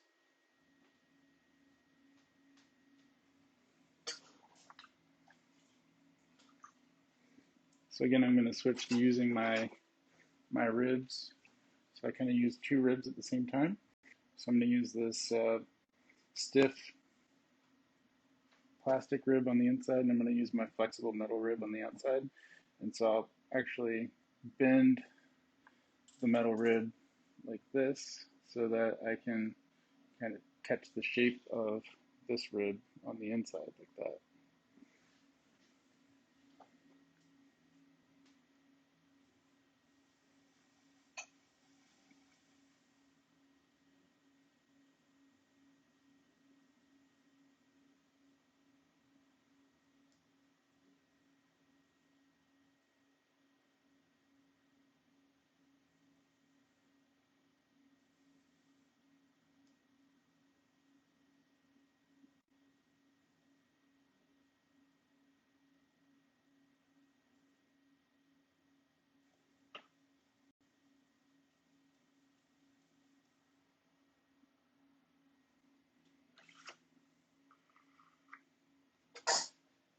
Another thing about using the two ribs is that you are throwing with less water and you're also taking the slip off the surface, so you can give it a bit more shape and it has more rigidity because you're not continually hydrating the clay and it doesn't want to collapse. So I mean, I already throw with as little water as I can, but this process just also helps.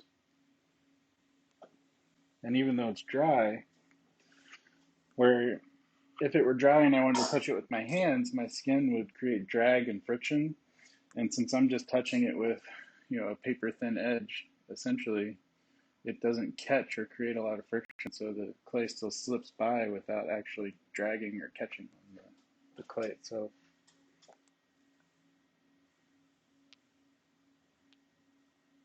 It's a trick I picked up from a workshop I took with a potter named Ramon Camarillo, and he makes these exquisite pots. He'll take a 25-pound block of clay and throw them paper thin, and then he raku fires them. They're just amazing.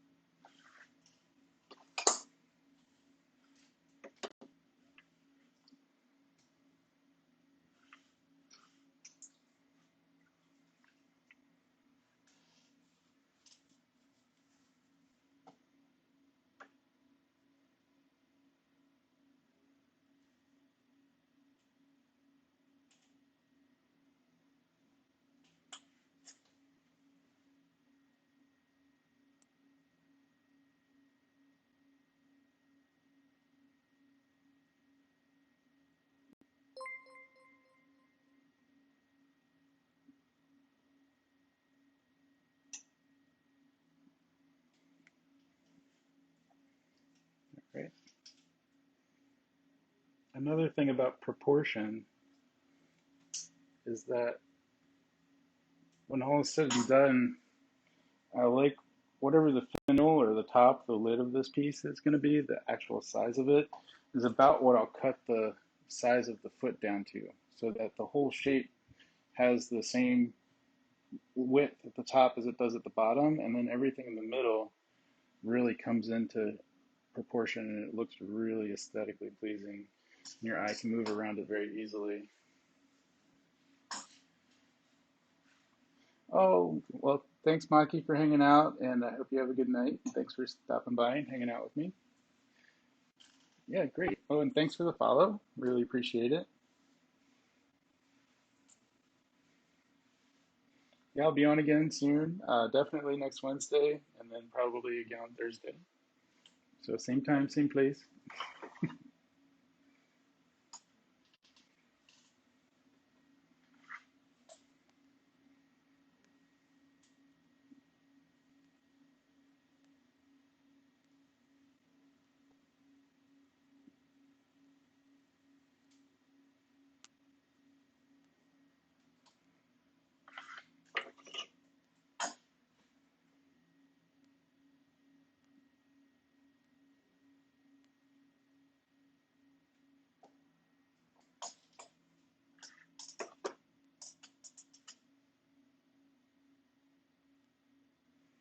All right, so I'm just going to roll this lip over just a little bit more, and then I can go ahead and make the lids and spouts for it.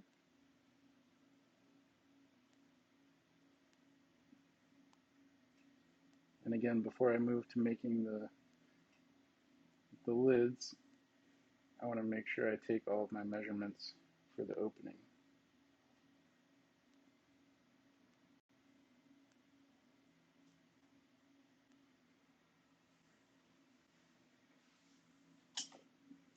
All right, so now I'm going to also clean up the base. First, I'll just take that measurement like I was talking about.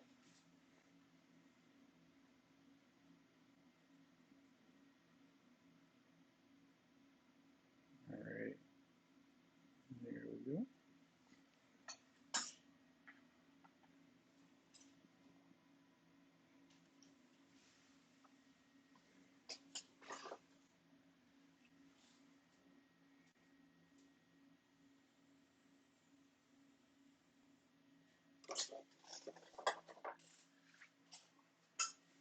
Clean up the bottom here. Take off a little bit at a time.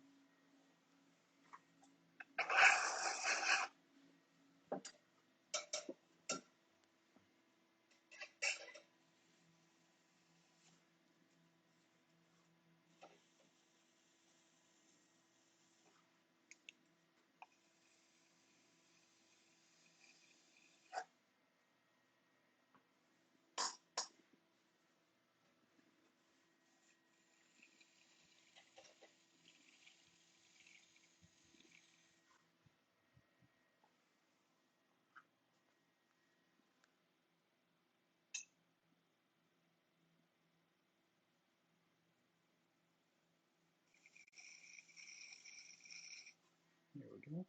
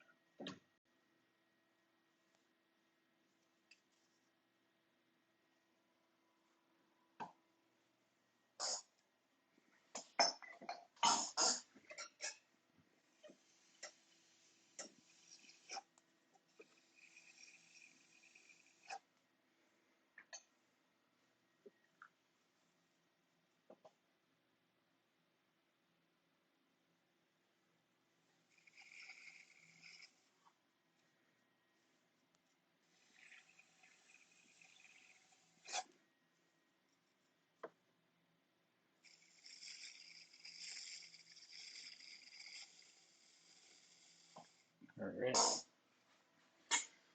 Thanks, Lisa. So the teapots I like to push a little wider and a little like flatter. So this one actually came out really nice. I actually enjoy it more than the last two. It's not that the last two aren't good or that I don't like them. It's that I just really like this shape a bit more. It's got this really nice acorn top as it starts to kind of fold over flat towards the top and then go under sharply towards the bottom.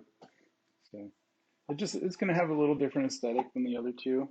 And for this one, I think I definitely want one of the lids that drop in with a low profile and then an over the top handle. I really like the over the top handles with the teapots that have the flatter tops.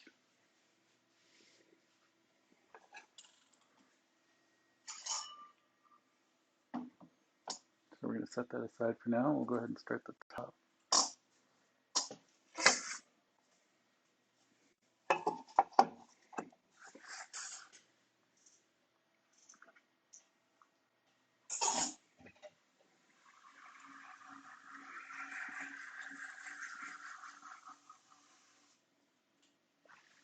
All right, so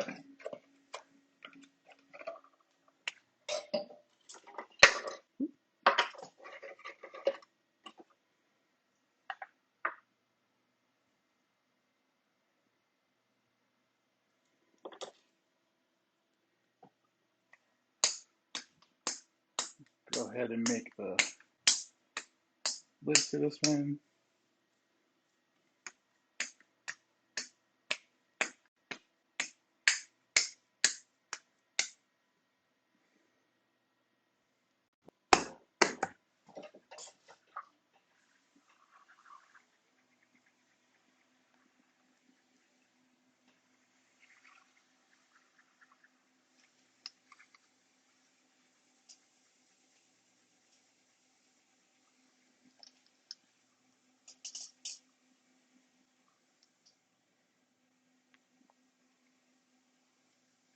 Again, I want the solid mass here to be the exact size of the opening.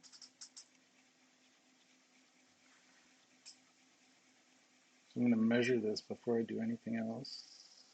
Make sure it's the right size. What do you know, eyeballing it works pretty good, right?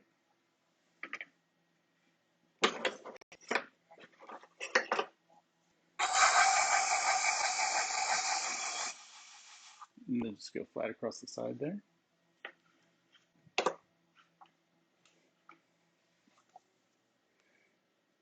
And then with this lid, I'm going to start off center. So move away from the center and then start to press down right in the middle of this pad of clay.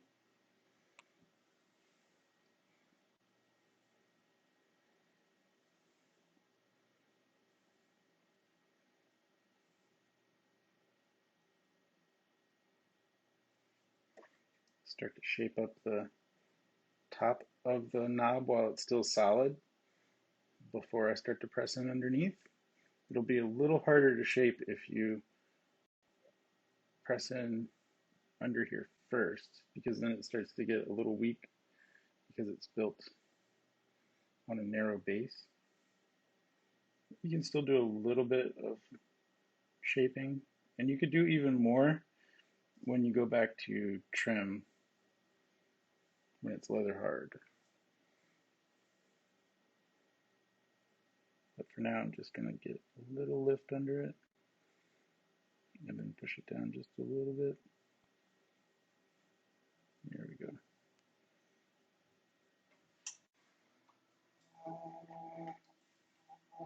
And then a little lift right in the wall, straight up from that edge.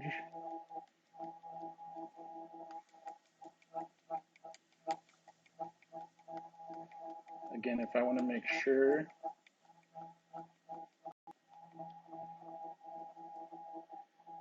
that it's still flat, I can just take that rib right to the side again. So I'll do that. And then clean it up with a sponge. And I'm going to just fold this edge right over to create that flange. There we go.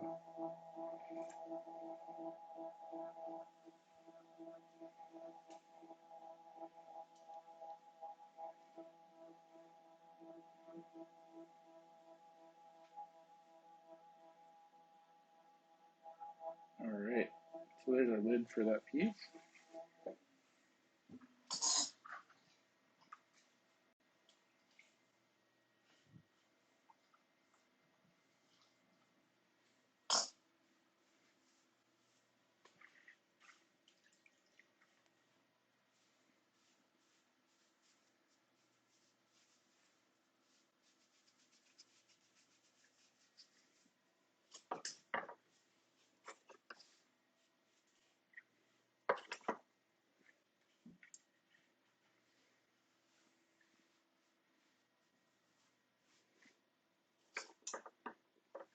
So I'll go ahead and run the wire under that to release it from the bat before I put the bat to the side. There we go.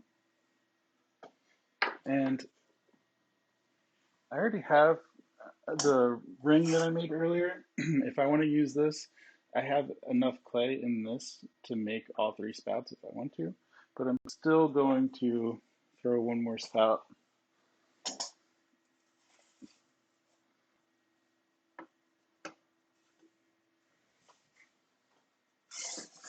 for this piece.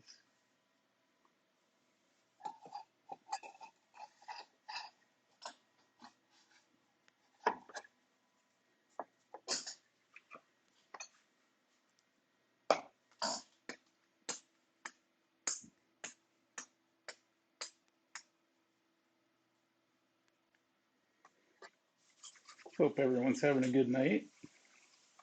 Nice relaxing time.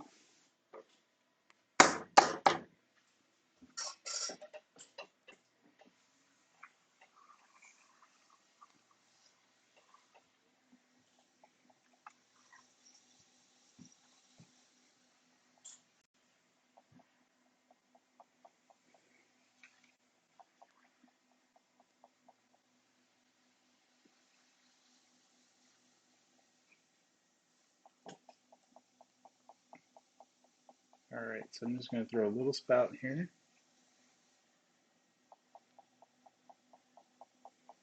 Right down to the wheel, out across the bottom, Move that clay into a little ring. I'm just going to start to pull that right up.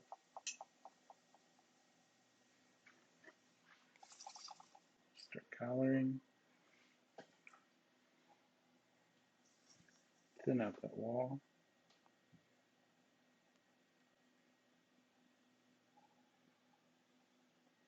There we go.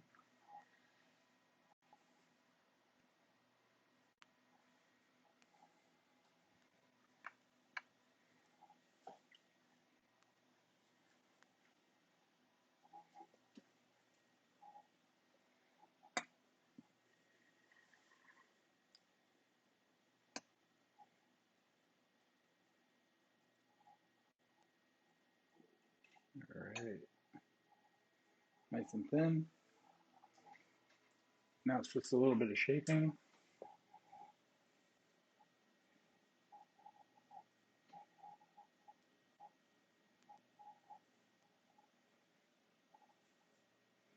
Not worried about the top being off center a little bit. You can always trim that up.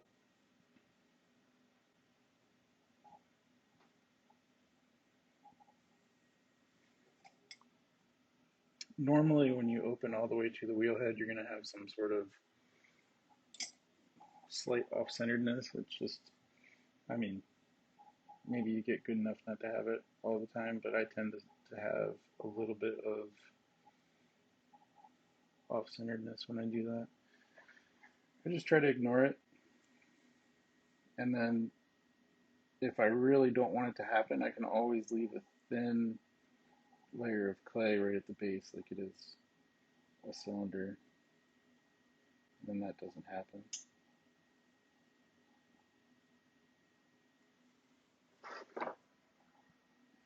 So I'm just going to clean this up at the rib. Really let that rib push those shapes, those nice soft curves into the shape here.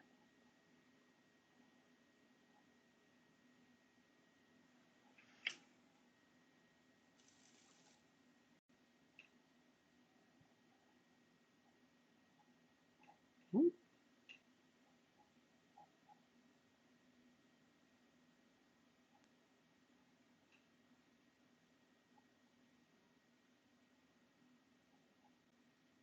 There we go.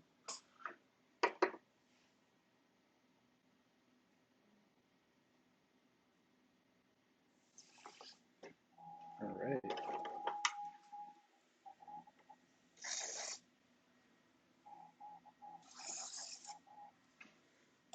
So there's the spout.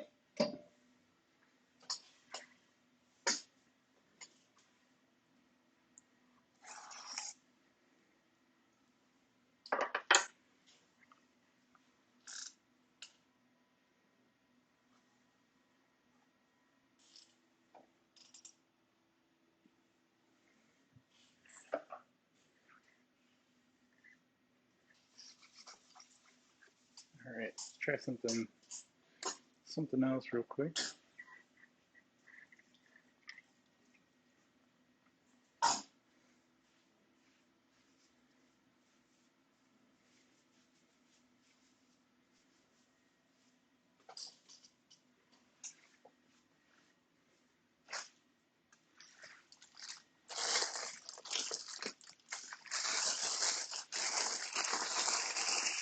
I was inspired by the miniature challenge that I did yesterday.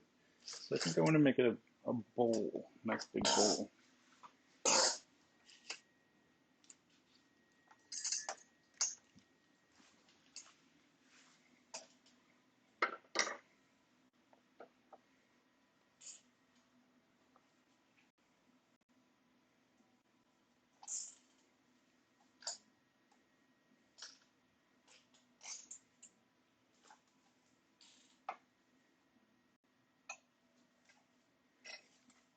I don't normally wedge at the wheel, but it can be done.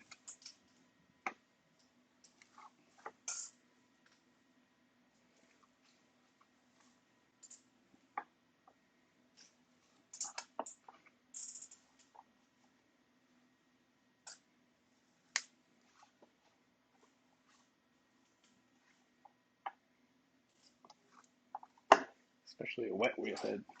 Super sticky.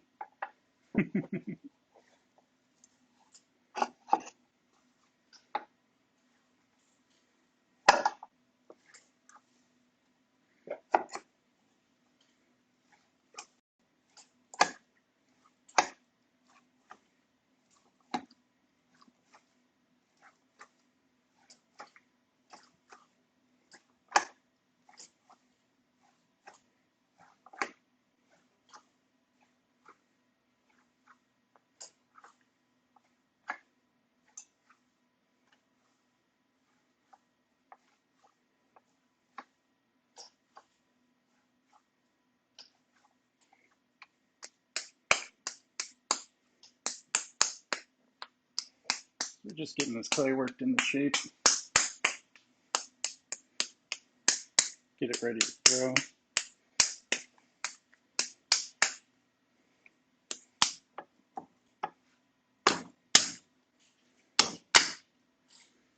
All right.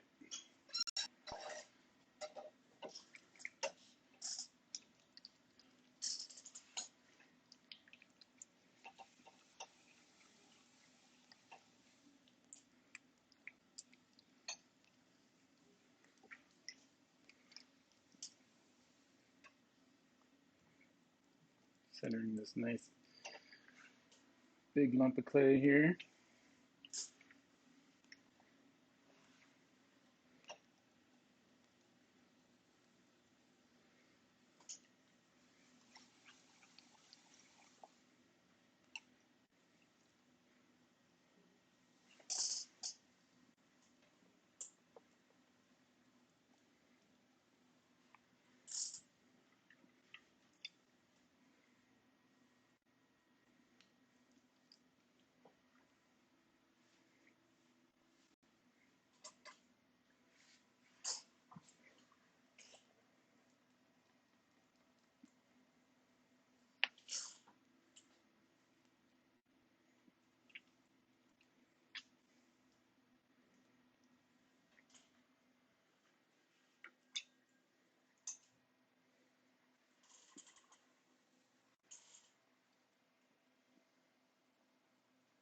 All right. Just want to move that clay in at the base, make sure it's nice and even.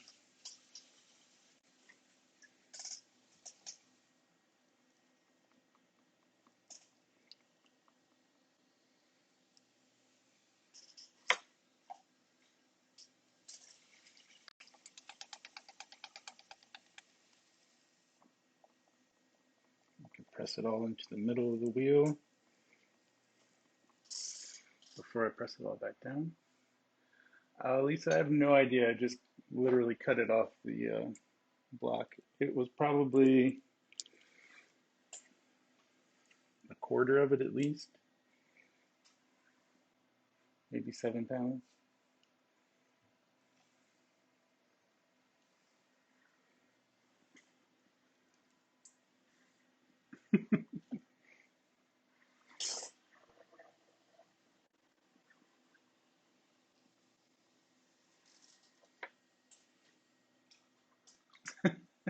My God. So when you're centering a big lump of clay, it's really about doing it in increments. So I'm not focused on trying to center the whole thing at once. I'm trying to center it in parts.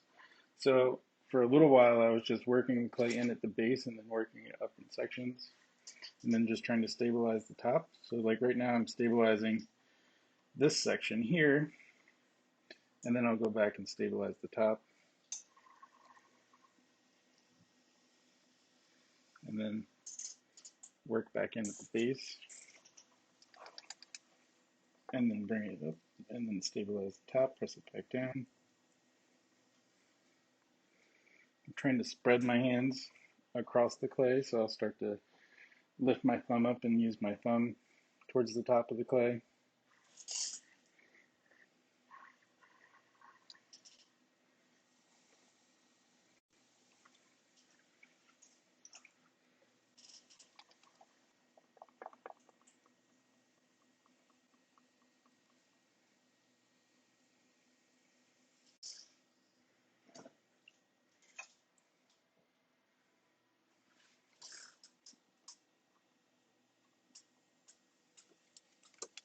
And as I press it down,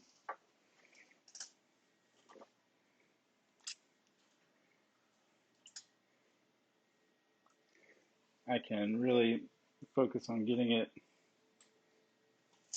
centered. So as I bring it down, I press real hard against the base with my palm on this side so that it starts to stabilize. I don't want to hear too much rattle from the bat, or else it means I'm pushing too hard from the side. So I want to try to keep those pressures balanced. If your pressure is balanced, you won't hear the knocking. It sounds like this. I just want to hear it coasting in the center.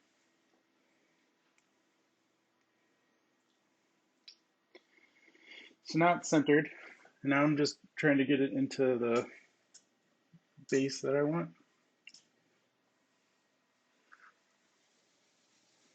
So what that means is basically the size of the foot of the pot that I want.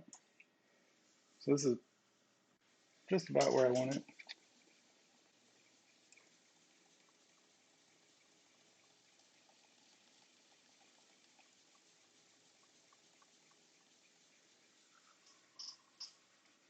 All right.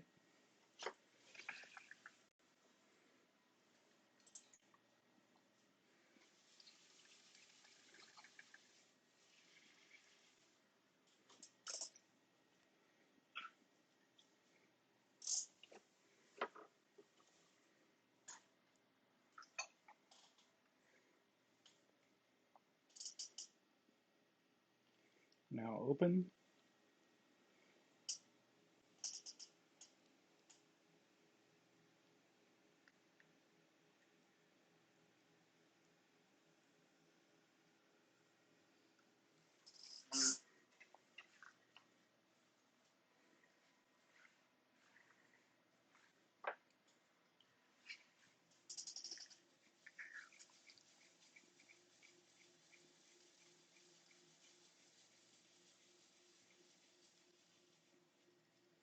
Start to pull, stretch that opening, compress in towards the middle.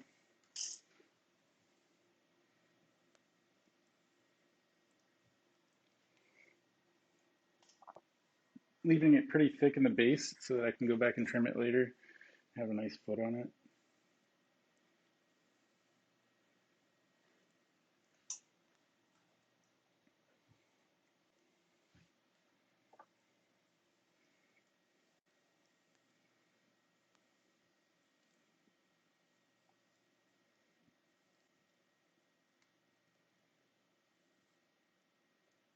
There we go.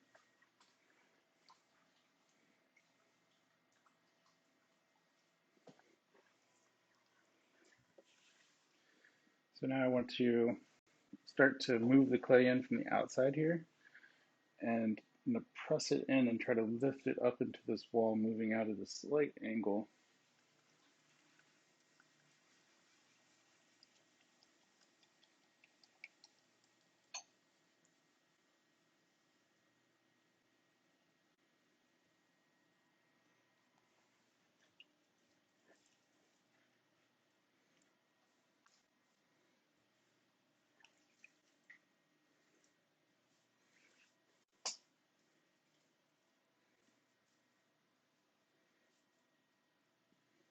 And just keep going with that. This time I'm not going to press right at the base. I'm going to come up just a little bit. Start to press in. Hold that compression. And then move up through the sidewall. Slowing down the wheel just a little bit here as I get closer to the top. Also applying pressure to the rim.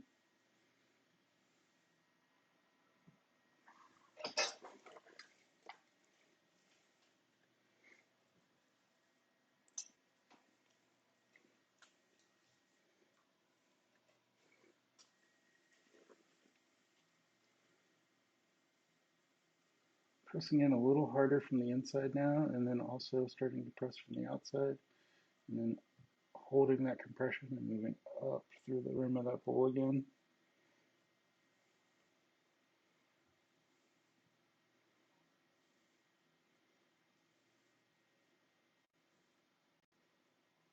I'm going to thin the rim this time.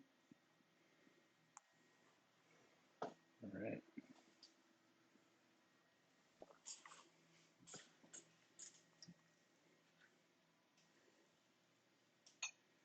Go back in, compress the inside of the bowl some more.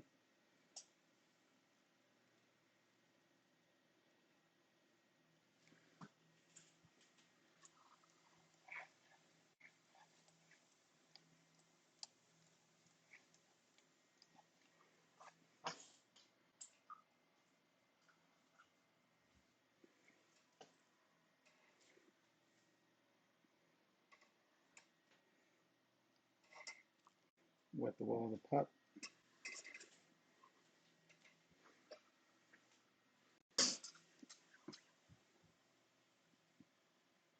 Nice firm compression through the sidewall one more time. This time I'm just getting it to the last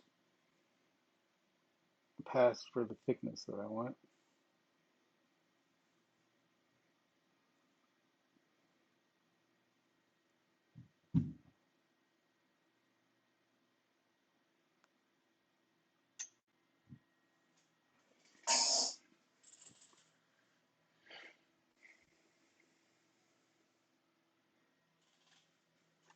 I'm just gonna widen the angle on the camera a little bit.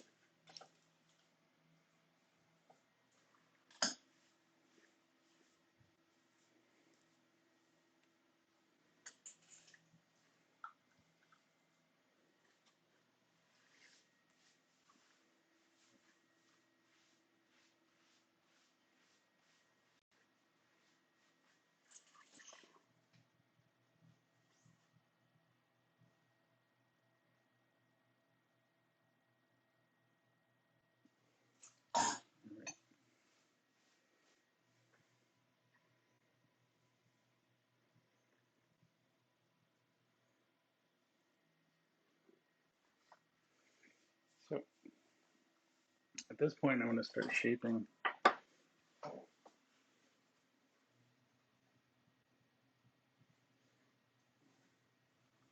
Want another bigger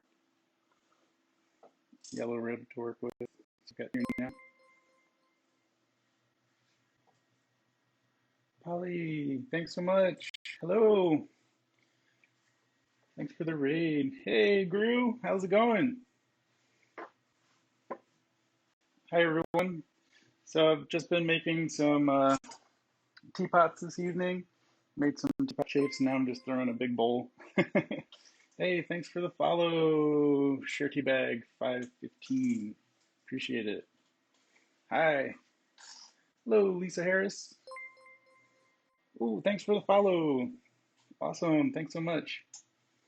I'm doing good, Gru. Just having a good day, making some pots. Can't complain. Yeah, it's been great. I'll show you the teapots in a little bit. I'm just trying to finish up this big bowl. I was inspired by the miniature bowls to make a giant bowl. No, I don't use a sand art. I was just looking for a interesting image to go along with the sub thing. So I thought it kind of looked funny, like the wheel spinning.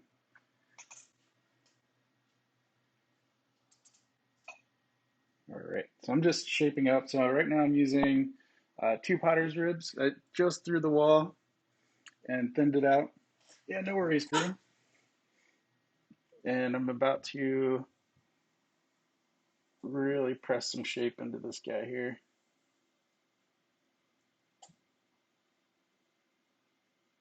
This is the big giant version of the pots I threw last night. The actual size. Hey, thanks, Shirty Bag.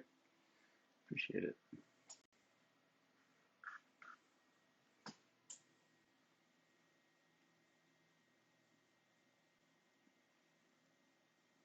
So I'm also smoothing the inside of the bowl at the same time with the rib that's on there, taking out a lot of the texture from the throwing, the compression lines, and really just smoothing it all out the ribs. And then right here at the end, just going to start folding that rim over. And start back a little lower this time. Give it some back support underneath. I'm going to push it. And then just let that go over.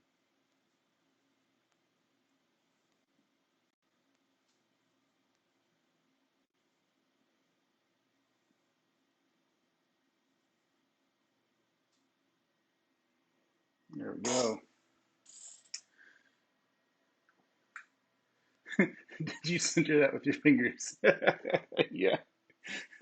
All of them stretched out as far as they could possibly go. You'll be listening and lurking while you clean up. Thanks, Polly. That's awesome. I hope you had a great stream. Really appreciate you stopping by.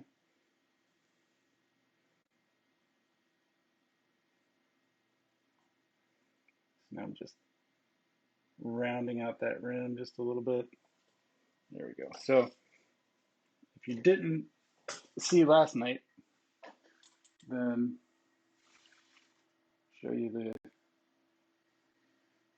see, those are the little tiny bowls from last night.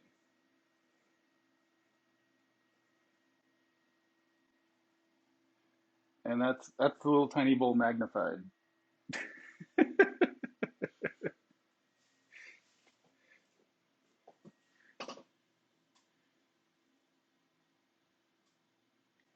The thing I really like about these big rims is that you get a lot of surface to decorate. So you get to play with it. I like thinking about my pots like they're canvases. And then I get to decorate and paint and play just like a painter would. Sometimes I get to paint and play like a potter would with smoke and fire, which is actually my favorite. Oh, thanks, Shirley. Yeah, the lines are from what we call slip. So I use a potter's slip.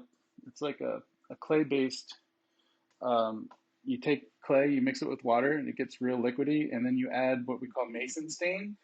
And they have all different colors of mason stain, so you can just kind of brush on whatever you want.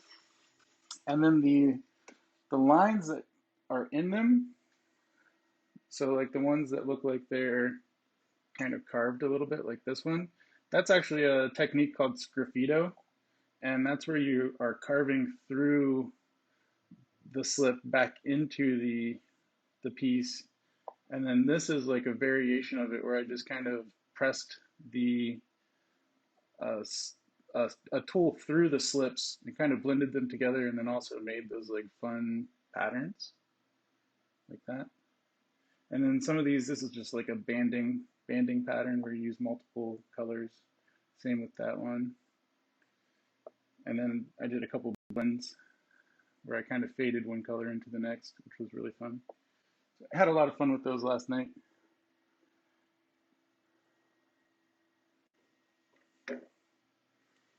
All right, so this piece here, I'm just gonna clean up the foot and then I'll save it. Save the bulk of the trimming for when it's leather hard. Leather hard is just when the piece has been dried out enough to hold its shape while you play with it, while you handle it and decorate it. And then before I take it off, I'll just run a wire under to release it from this bat, but I'm not going to take it off the bat. I'm just going to take the bat off the wheel.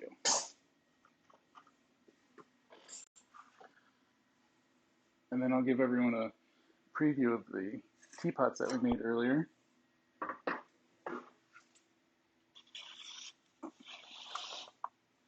So let's see, we'll start with the first one.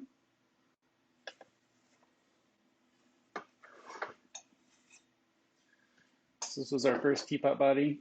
So we've got a nice gallery carved into the pot, and then the lid that goes inside of it. And then I threw this pot where it's just an opening, and then I threw the flange into the lid that's going to drop down inside of this one here. And I also made a drop-in lid. So if I went with this teapot, I could take this lid here, and it has a flange underneath, and it will just pop right down into this one here.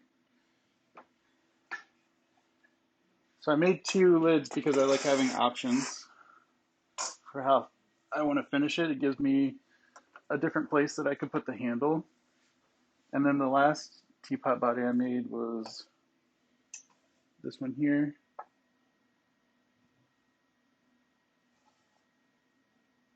And then I made another drop-in lid for this one because I wanted this one to have a lower profile, because I definitely want the handle to go across the top. So I want it to jump over the top. So I want a low handle so that when I'm holding it, the lid's not in the way, and I can have a nice center of gravity for this pot. And then I threw a bunch of spouts, which were actually on the miniature tray that I pulled out a bunch of times. And then I also threw a ring of clay for like a modified spout, which you can take this hollow ring of clay here and cut it and fold it, and then you can make a spout out of those that way, which is, it's an interesting look. And I may choose to, I just like, it's like having all of your pieces when you're going to start working, having everything there so you can like build it up. It's like having lots of different shapes of building blocks, and then you can make different shapes with it. So that was what we did earlier. And then I wanted to, so the teapots are like just a tiny bit away from making a bottle, which we made yesterday. And then I was just thinking about those little tiny bowls, and I wanted to make a nice big bowl too. I'm going to save cylinders. We're going to do big cylinders next week for the Throwdown challenge. So I guess I could go ahead and make an actual bottle.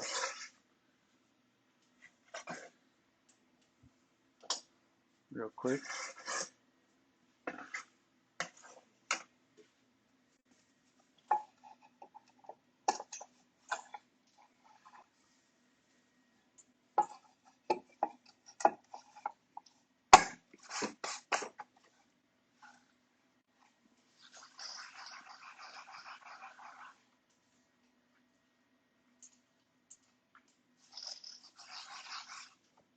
So I'll go ahead and cut off another chunk of clay here.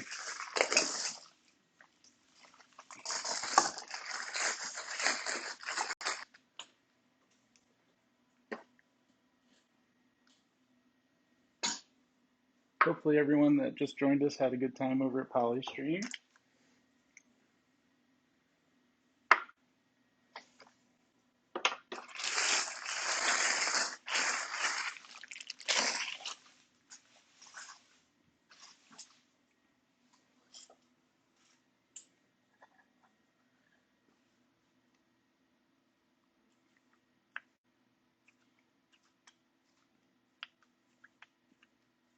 Don't want to throw a square. I'm just going to ball this one up.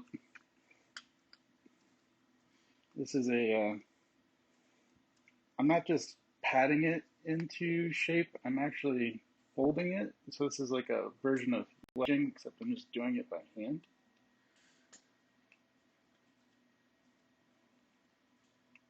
Oh, no problem, Shirty Bag. It's all good.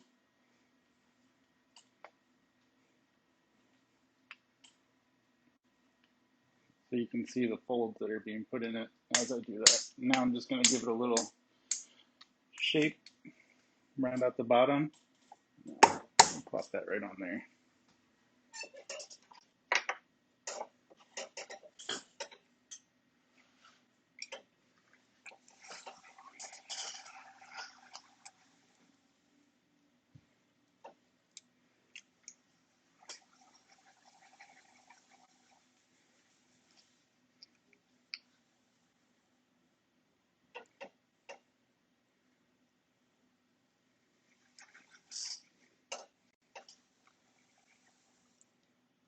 So center this up.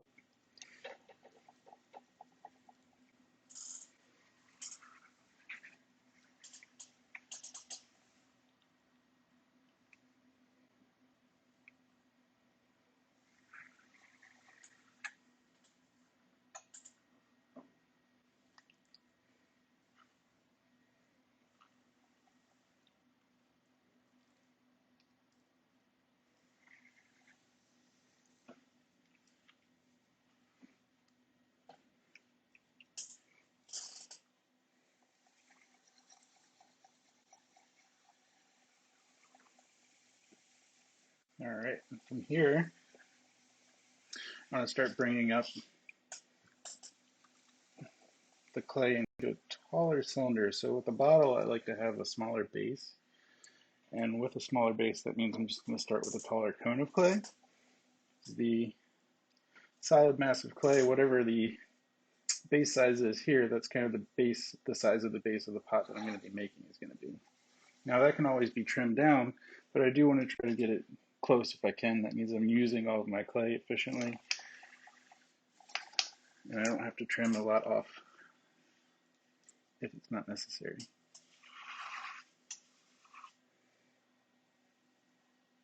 So now I'm going to open down into this pot of clay.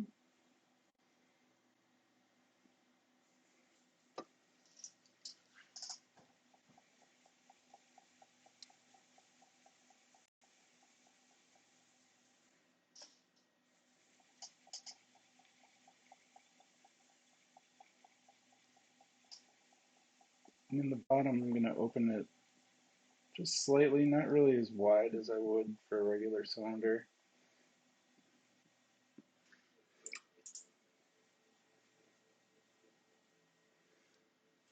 And then I can start moving that clay up through the wall.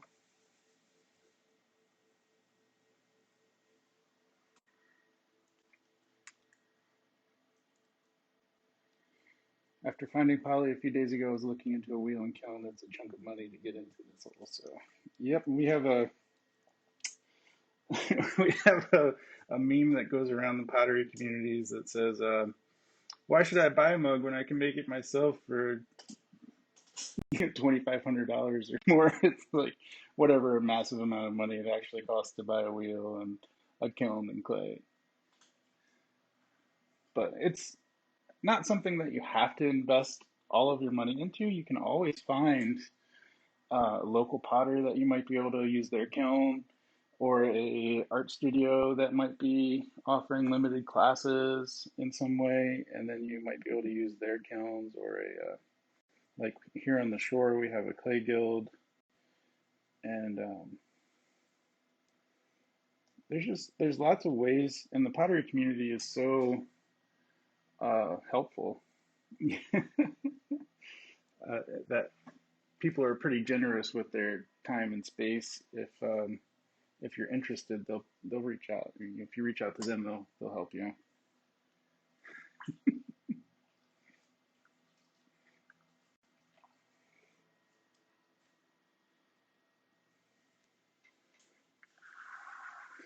Well, I mean, you can get a cheap wheel. Now you have to not get like toy wheels or whatever, but I think the cheapest wheel out there that's like a good beginner's wheel is the Clay Boss, and I think that one runs, it's at least 500, and then the like real high tier echelon wheels are 1,200 or more, and then kilns, those can get very expensive. But you could, if you're not going to make anything really large for a while, you could start with a small kiln. And a lot of the times you can find some of this stuff used on different buy lists, Facebook Marketplace, or whatever you can find in the area. If someone has a listing for something like that. You have to be careful though, because used kilns are almost as expensive as new kilns, and the reason being is that the elements for the kiln are really the expensive part. The bricks are worthless. You need the kiln for melting aluminum castings and cooking ceramics. Yeah,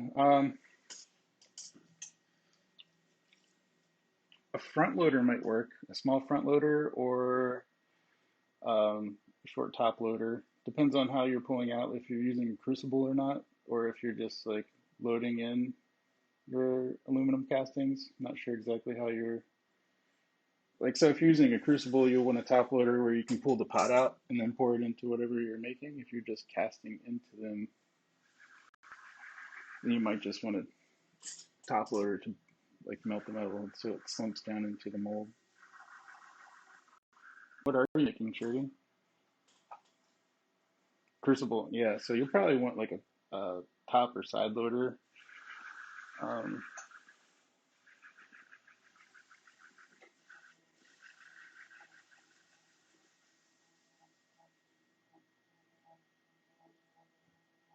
Top might be easier. And then if you're going to use it for ceramics as well, you have to make sure that you don't spill too much on the aluminum fumes in the, like if you have aluminum in there and it melts, the aluminum fumes could get in your clay and it might make um, some different things happen with your glazes or the functionality of the pieces in the end result. But it would still probably work out good. I mean, you're not going to have too many fumes or anything left behind, hopefully, if you're just preloading your crucible and not putting anything in it while it's heating up.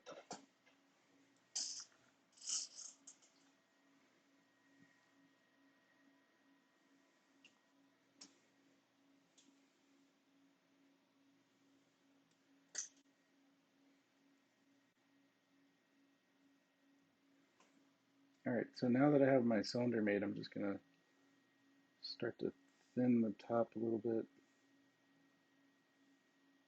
And I'm going to start shaping.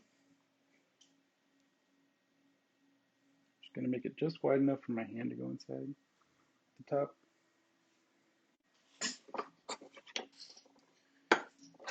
Use my little rib on the inside. Slow this down just a bit.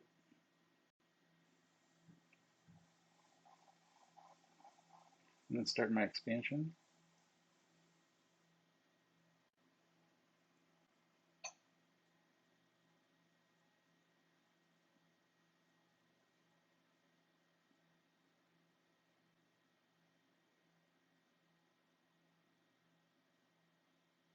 I'm going to move back down.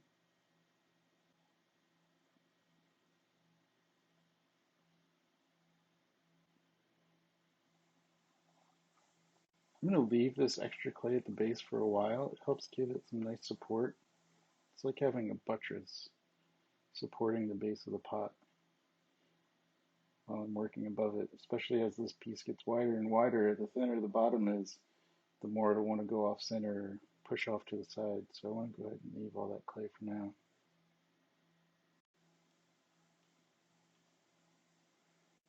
Just slowly continue this expansion through the base, up through the center,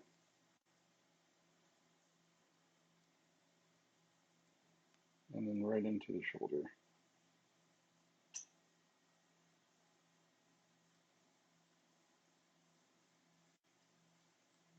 There we go.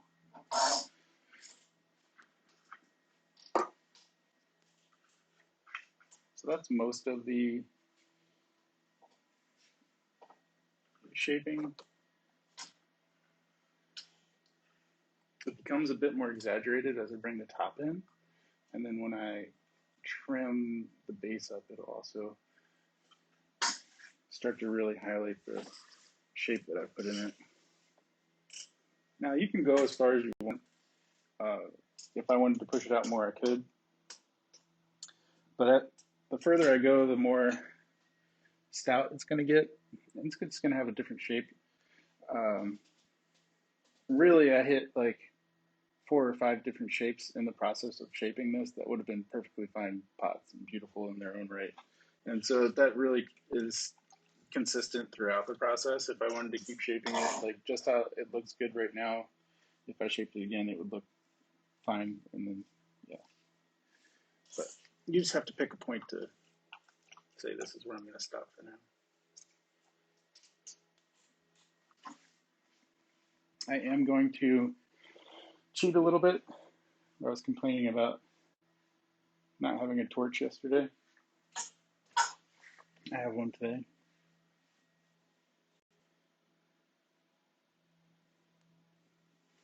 So I'm going to torch the bottom and side of this pot.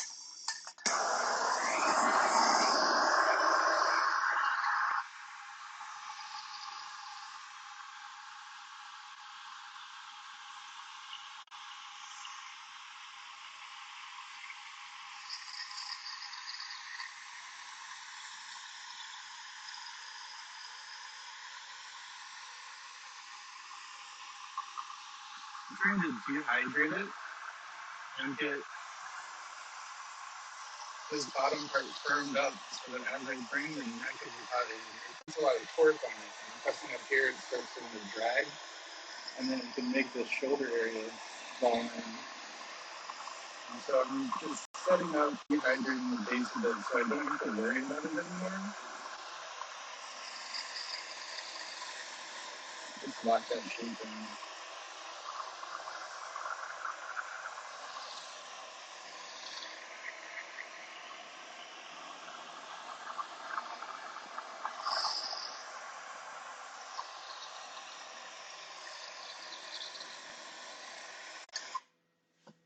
There we go.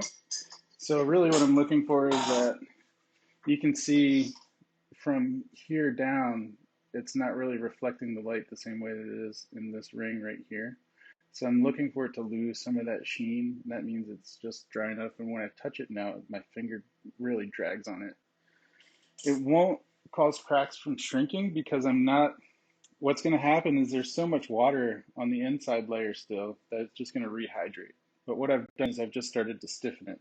I haven't pushed it to the point where it's actually gone to what we call bone dry, where there's no more moisture left in the clay. There's still plenty of moisture in the clay, but all I've done is really pushed it in through its dehydration phase a little bit faster. And what it does is it just makes it so that it's like a cheese hard rather than the wet clay that it was when it came fresh out of the bag. So no, this is a process that I use very regularly, and there are a lot of potters that actually use torches on their pieces while they're working if they're trying to go for some extreme shapes or just kind of expedite process.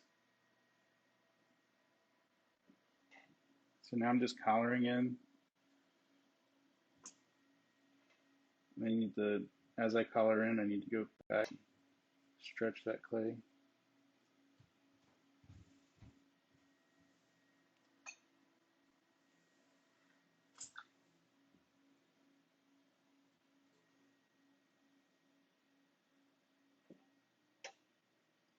Speed the wheel up as I bring that clay in.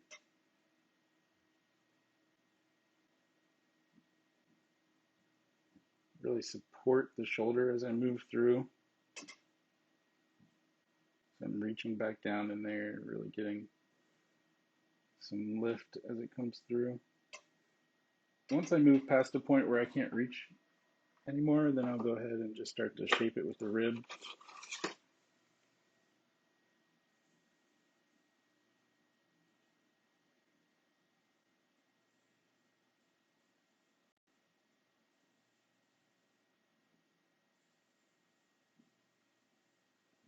I'm kind of trying to follow the arc that make it look so easy.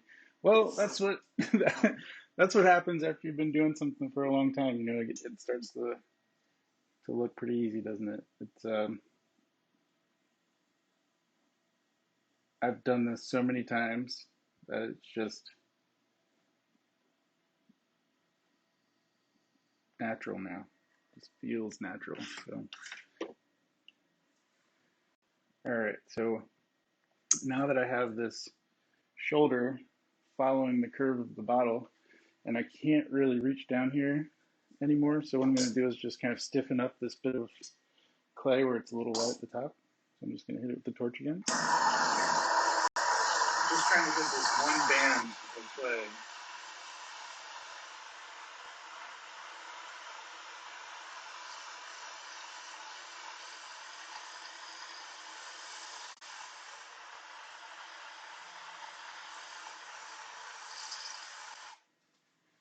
Just a bit, just to dehydrate it some. So now it's just dry to the touch. Not really bone dry or anything, but just dry enough that I don't have to worry about it not holding its shape anymore. Continue to lift that clay through the bottleneck. You constantly have to re-throw the clay in the neck as you bring it in, because as you collar it in, it actually thickens. You're compressing that clay inward, and as it compresses, it builds up, it gets thicker.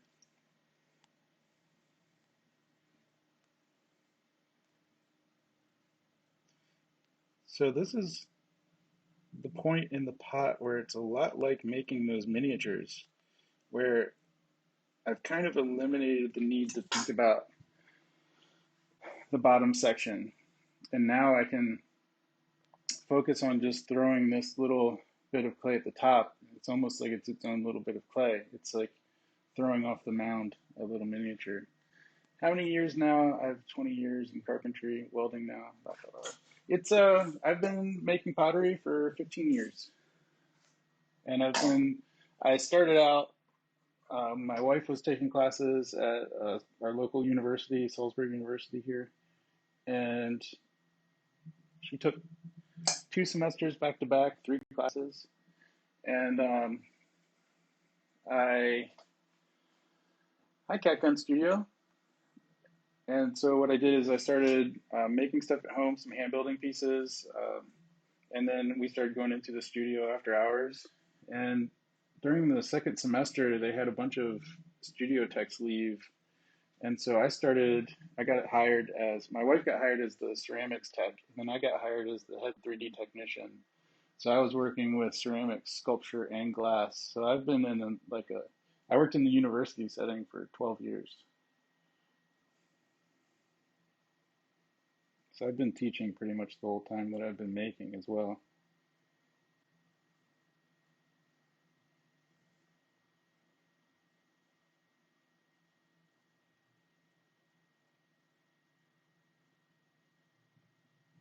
So just lifting that clay through the bottleneck there. Thanks for posting the throwdown details.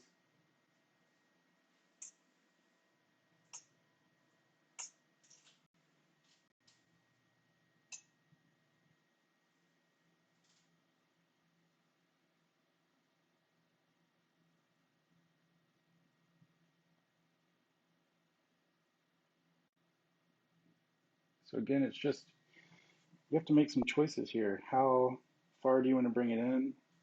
How narrow do you want to make the neck? I swear I was thinking you'd be a good teacher. Yeah, well, thank you. I explain everything as you go. It's part of my process now. I've been doing it for so long that I feel like it helps to kind of have an explanation of what's happening while you're doing it. And I kind of feel like even if you're watching something, it's nice to have that explanation. So that's just kind of how I throw and how I've been doing it. I've been doing demonstrations and throwing for people for so long that it's just kind of second nature now. And I was kind of forced to find a way to explain the little details and things that are happening with the clay that you might not think about all the time. Your hands kind of do things and you're not sure, why does my pinky wrap around the pot the way it does? But at the same time, it's like, oh, I just need that support around the outside of it. But Polly asked why I'm sitting for the stream as opposed to standing, just curious. Well, my stream setup that I got together this week included this Shimpo wheel. And the Shimpo wheel is a whisper, RK whisper. So it makes no noise. And the wheel that I typically put up on stilts, so I don't know if you know what a Shimpo looks like, but the foot pedal and hand control are literally built onto the side of the wheel. And so lifting that up in the air, I'm used to adjusting my speed with my foot constantly. And so to use the hand control, which you can kind of see over here, there's a hand control that makes it go faster and slower. Well, at the bottom of the hand control is actually a foot pedal. And that foot pedal is like stuck to the side of the wheel, like I said. So unlike some of the other electric wheels where the foot pedal comes down with a wire, you can stack it up on blocks or on legs, and then you can still have your foot on the ground adjusting the speed. And this wheel doesn't work that way. And my other wheel is just so loud that I didn't want to have to figure out a way to cut the sound of it, which is one of the reasons I'm using a earbud instead of a microphone in the room for now. But I do have mics that I'll probably set up for next week or so. You do have a Shimpo, yeah. So you know how they're set up. There are some Shimpos that have Oh, okay. Yeah, there are some chimpos that have foot pedals that come down like this, like a Brent or some of the other wheels. And but I just don't own that kind. I own old ones.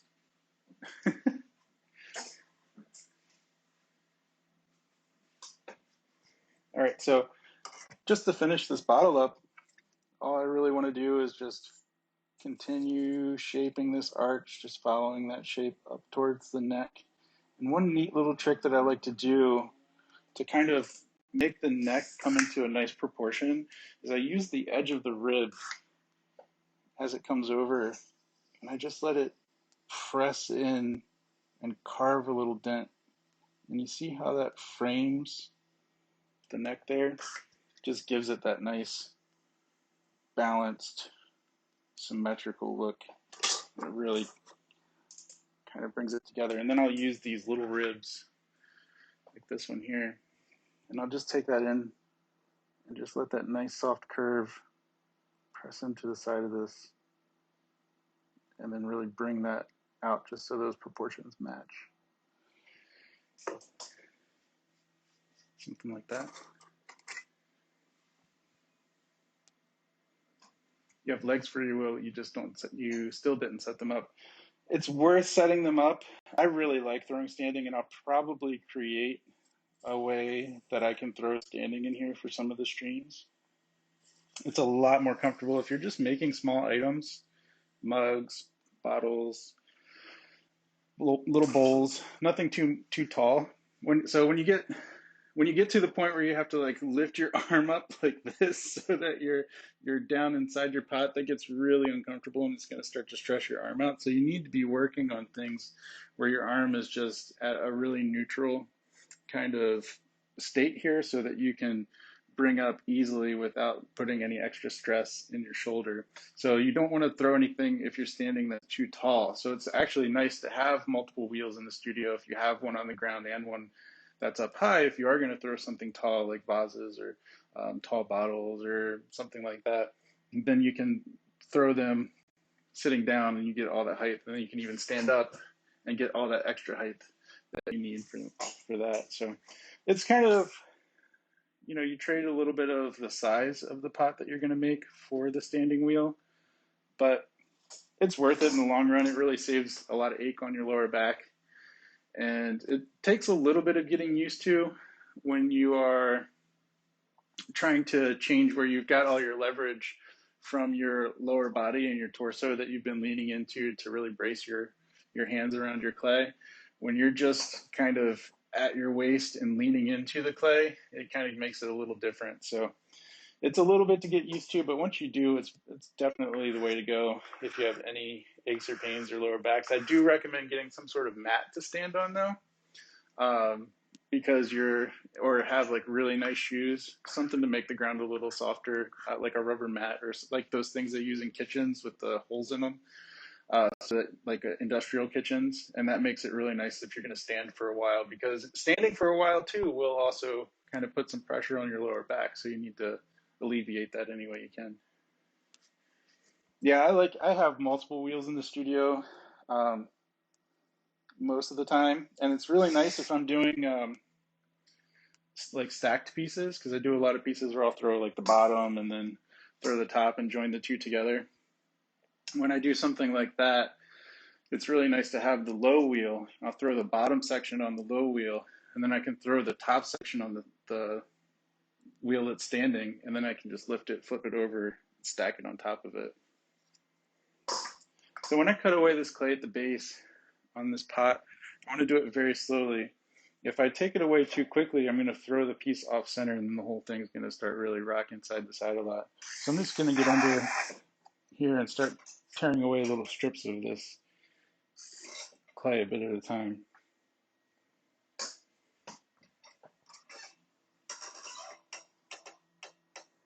Ultimately, I want to start to come down the side of the shape at the exact angle that it's already moving. So I'm getting close now. And I'm also reducing the width of the base to start to bring it into a nice proportional size, so it looks good aesthetically.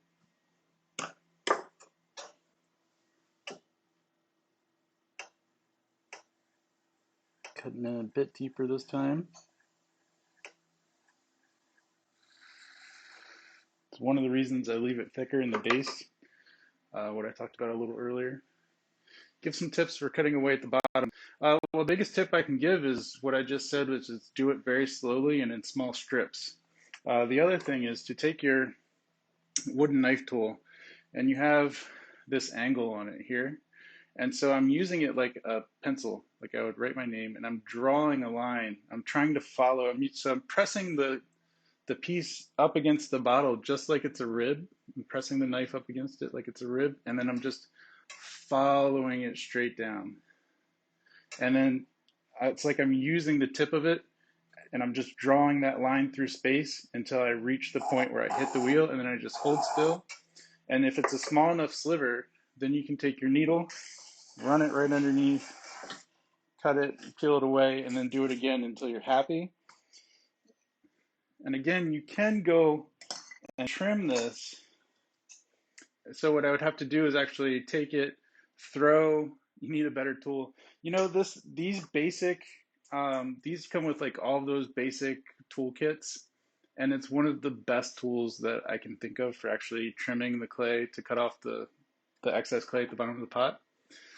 There are tons of other shapes, and like my wife really likes using this shape, but I really like this edge to come down because a lot of my shapes have, as you can see, this like very prominent like motion downwards, so it comes in at this steep angle, and I can really use this tool to like carve that shape right into the pot there. Thanks so much, Lisa, appreciate it. You can also just get a piece of wood and just cut it at an angle and then sand it down so that the middle of it is like at a point, so you just kind of shave it. Even if you put like get a piece of wood or a scrap bat and you put glue a piece of sandpaper to it, you can use it to sharpen your wooden tools. As it's spinning around, you can take and just drag this. You hold it at a 45-degree angle. As the wheel spins, you're just sanding it down, and then you flip it to the other side, and you can just clean and make all of your own wooden tools. A lot of these tools like this, I made them myself. I'm just trying to make, you know, ergonomic shapes so that when I press in, I can just scoop this into the side of the bottom of the pot and just take away these nice angles. I was showing this tool yesterday. It's this little footing tool, and I can just take that and press it right into the side, and it makes this nice little foot ring right at the base of the pot. Even something as simple as a fat wide popsicle stick you can cut a lot of popsicle sticks with just a pair of scissors, and then if you just rub it on a piece of sandpaper, you can make a nice tool out of that. Now they won't last forever because they are kind of flimsy, but I mean that's a quick, easy way to get a nice tool for the process. And then the last thing I'm going to do is actually take it from this position where I was cutting down, and I'm going to flip it over and hold it so that this angle is flat against the wheel. No more miniatures. Yeah. And then I hold it like so and just scrape all the excess clay off the bottom. No more miniatures. This piece right here is a miniature. The top of this pot, OG. So it's definitely inspired.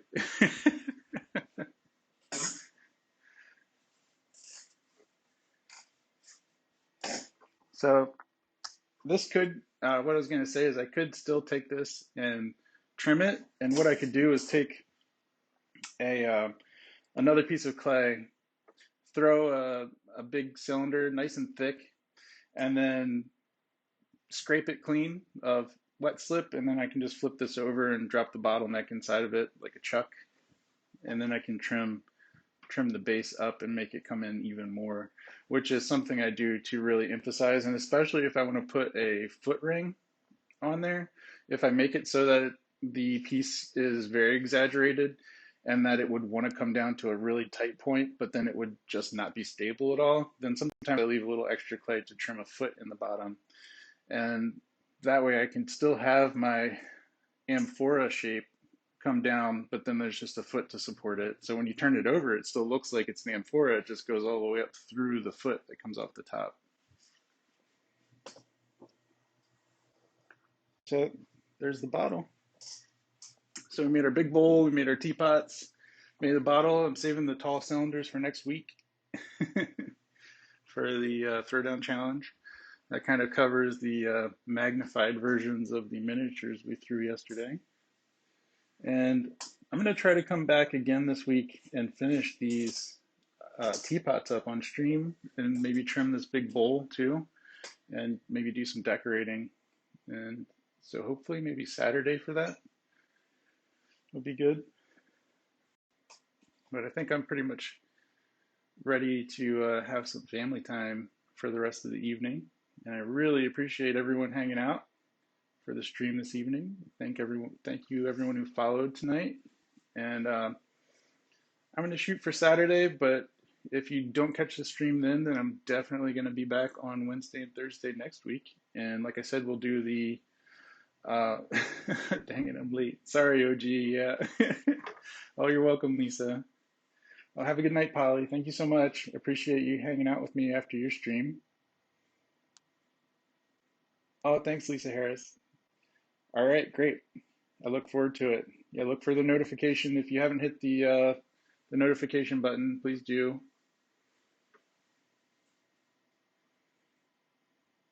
Oh, good night, Shirty Bag. Thanks so much for hanging out. Thanks for the questions, and glad you enjoyed the explanations. And I hope you find a good kiln for your aluminum melting and your pottery if you get into that.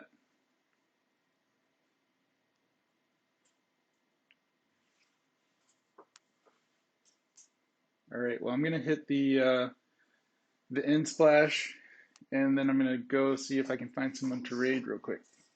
All right. Thank you.